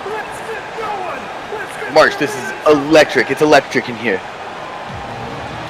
This has been an extremely exciting 4th quarter. Siege joins the chorus here. I'll be in the car, March. I'll be right back. Ill-a-delphia trailed early. Trailed by as many as 9 in the second half. But rallied back thanks to Nas Hall and Marcus Lofton in the 4th quarter. Nas Hall came alive. He scored 6 points in the quarter after beginning the frame on 3 of 8 shooting. But equally coming alive is Trey Hyman, who went scoreless in the 2nd and 3rd quarters. He's had 6 in this frame. And we're tied at 73. 38 seconds, Bay Area ball. Chance to right the ship, and yet another opportunity for them, Siege, to try to avoid a late game showdown. We'll get to your player of the game in just a second. We got 38 seconds. I'm back. That was Inbound, electric. Xavier Pope. Step back, three-pointer. No good. Play Hyman, offensive rebound. No, Marcus Lofton takes it. Marcus! He's going into a pass. Are you kidding? Emphatic! Khalil Erickson, you pull that out at this time. My goodness. And props to Marcus Lofton keeping Trey Hyman off the boards on the other end, pushing it up. Wow. Timeout, Bay Area, and Ill-a-delphia's on top with 23.9 to play. Unbelievable finish here in San Francisco. Ill-a-delphia rising from the seeming depths of defeat to take a 2-point lead here in the fourth. Absolutely incredible as we get some phantom ball movement for you during this timeout. 23.9. Go for it. Get back to you on that one. My player of the game is Marcus Lofton. And that's a reasonable decision. I cannot fault that one bit. That's a great call. I think we were giving you a couple extra seconds to figure out who's going to take the lead here for the player of the game. Absolutely, and I'll tell you what, I think the difference right there for me could have been who got that board there. Marcus Lofton made a statement tonight. Chance still here for Bay Area. Xavier Pope operating up top. 60 seconds. Going to the bag. Pull up. Mid-range. No good. Rebound headed the opposite direction. We're going to foul. And Royce Anderson, 2 straight misses with possessions to either take the lead or tie. And Bay Area staring down another collapse here. Inbound up ahead. Pope now on the foul. Excuse me, I beg your pardon. It was Xavier Pope who missed 2 shots, not Royce Anderson. Pope with 2 opportunities, unable to take advantage of it. Juan Singleton now at the line. Chance to put this thing away. 2 makes here, and we're a 4-point game, 2 possessions. First one, up. No good. The door has been left open by Juan Singleton. You just can't quite close this game out yet. Second attempt. It's this one. So, in need of 3 points. 8.4, no timeouts. They can't advance it. Inbound, Xavier Pope. All the way up. 3-pointer, Adonis Knight. Gets it to go! Are you kidding me? Adonis Knight, welcome to Bay Area! Oh my God. We are stepping aside with 2.8 seconds to play. 76-76. We'll be back for a thrilling conclusion in Bay Area.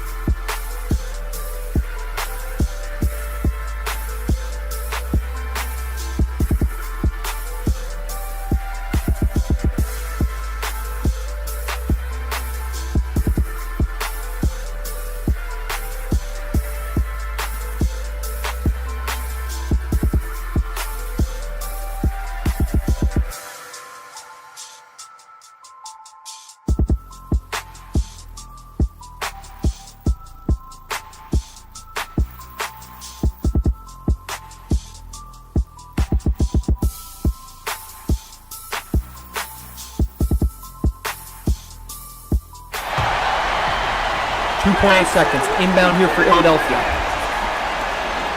They get it to Singleton. Heave at the buzzer. No good. We're headed to overtime. Let's go.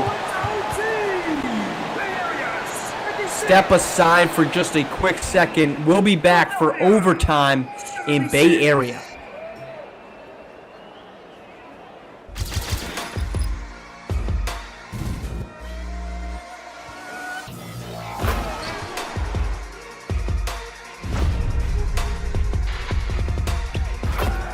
And to make it 2-possession game, and they will.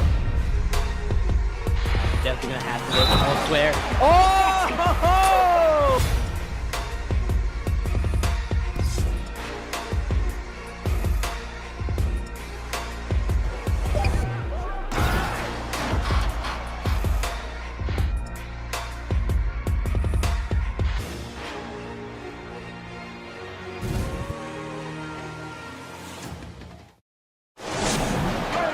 We are back for overtime, Bay Area and Ill-a-delphia Elite, and no bigger hero right now in the Bay Area SimWorld hoop scene than Adonis Knight. Game-tying three-pointer with 2.8 seconds to play has kept this one alive, as Trey Hyman can't get scoring started here for either squad in overtime. And now a quick rim run. Marcus Lofton adding to what's been an impeccable night for him. Two more from Lofton, and Ill-a-delphia back on top, but quickly to the rim, and it's blocked by Lofton. Lofton. His fifth block of the night on Trey Hyman this time. I'm comfortable in saying that tonight, Trey Hyman had a great first quarter. Marcus Lofton has outplayed. Nas Hall wants the three, gets the three, 5-point lead. Bay Area staring down a 5-point deficit. 81-76. Up top to Hyman. Hyman to Pope. Pope inside to Hyman. Double team comes. Has to shoot it. And we're going to get a foul called on Marcus Lofton.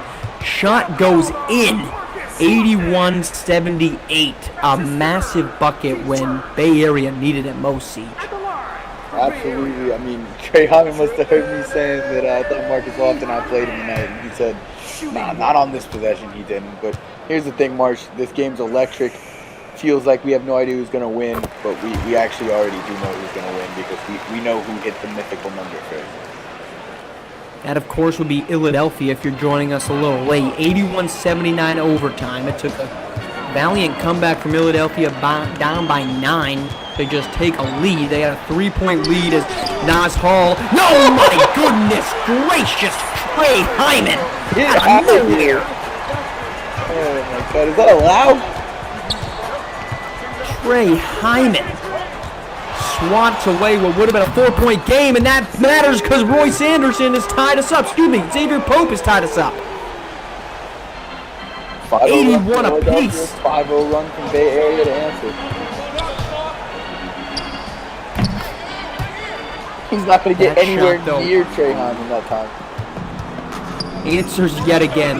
Shot-making, shot-taking stones existing in this one. Timeout Bay Area. We are going to step aside near the halfway point of overtime back after this.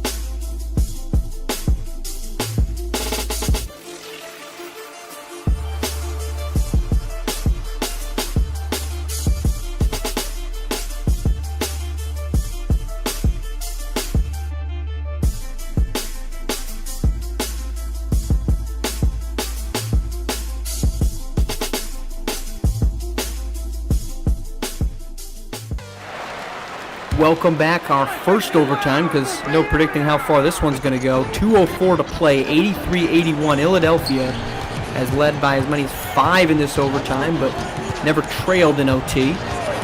Chance here, Caden Ship, step back. Won't go, and it's Trey Hyman called for offensive interference. That one actually looked like it might have been going in, Siege. But offensive interference eliminates it. That's a tough break there for the Breakers. Nas Hall. He's had a great fourth quarter in overtime, but he can't get that one to go. Rebound to Hyman. Hyman going coast to coast, gives to Ship, back to Hyman. This one to Anderson. Anderson working on Nas Hall. Into the paint.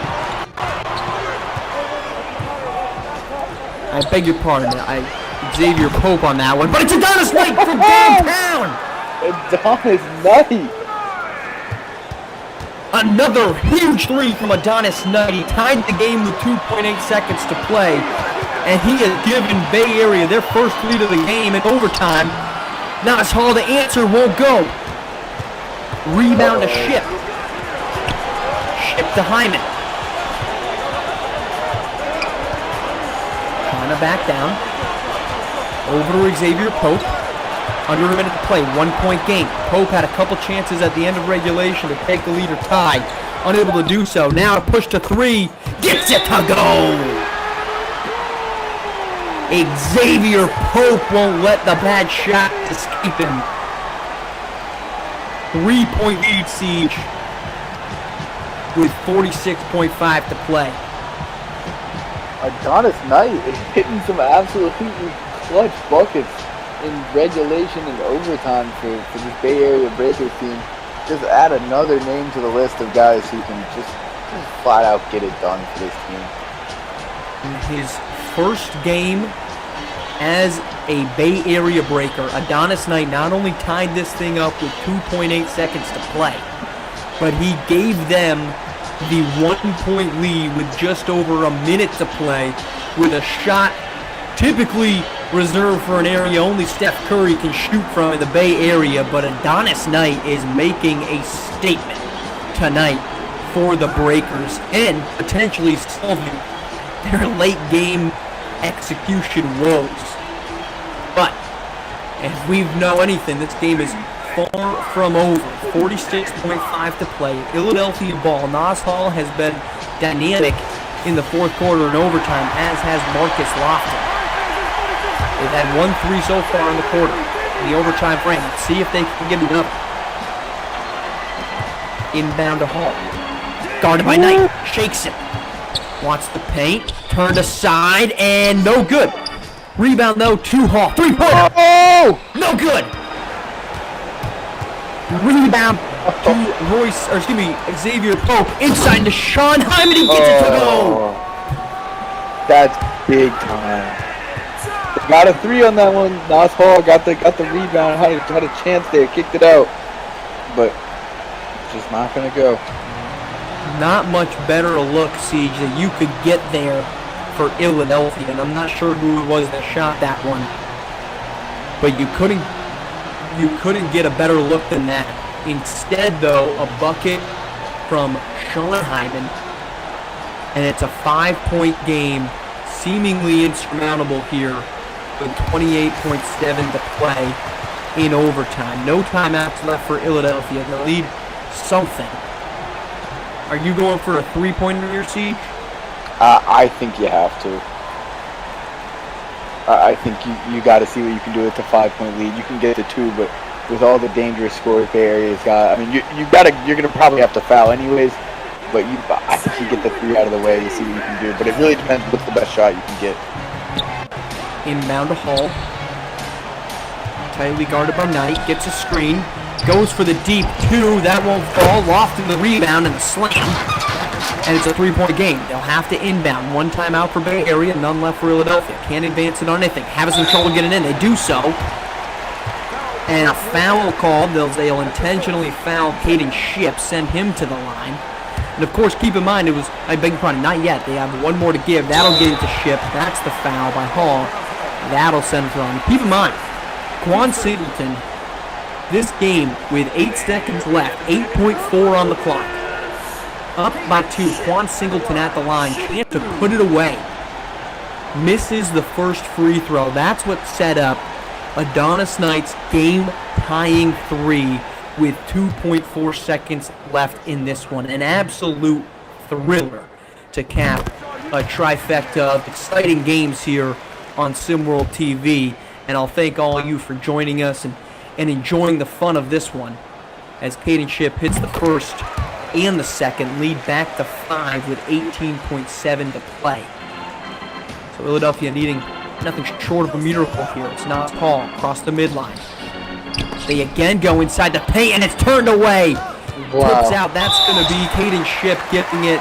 Frost called for the foul, but that is going to do it. 90-85 currently, depending on what these free throws end up being and anything to come after that. Bay Area will move to 9-4 as they try to fight their way in a very competitive Pacific Rim division.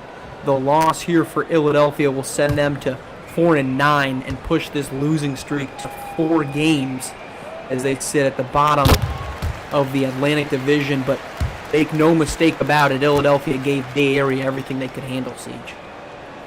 Absolutely, they fought to the end, somehow stayed in the game the whole time, and I think when it came down to it, we just saw, you got a new guy in Adonis Knight hitting huge buckets. They added another guy who can get it done. We just saw the plethora of guys with a plethora of talent from Bay Area. But what a game we had here. Well, thank you all again for joining us. For my partner in the booth, Siege, and our production team, thank you. We will be back on SimWorld TV tomorrow night. We'll talk to you then.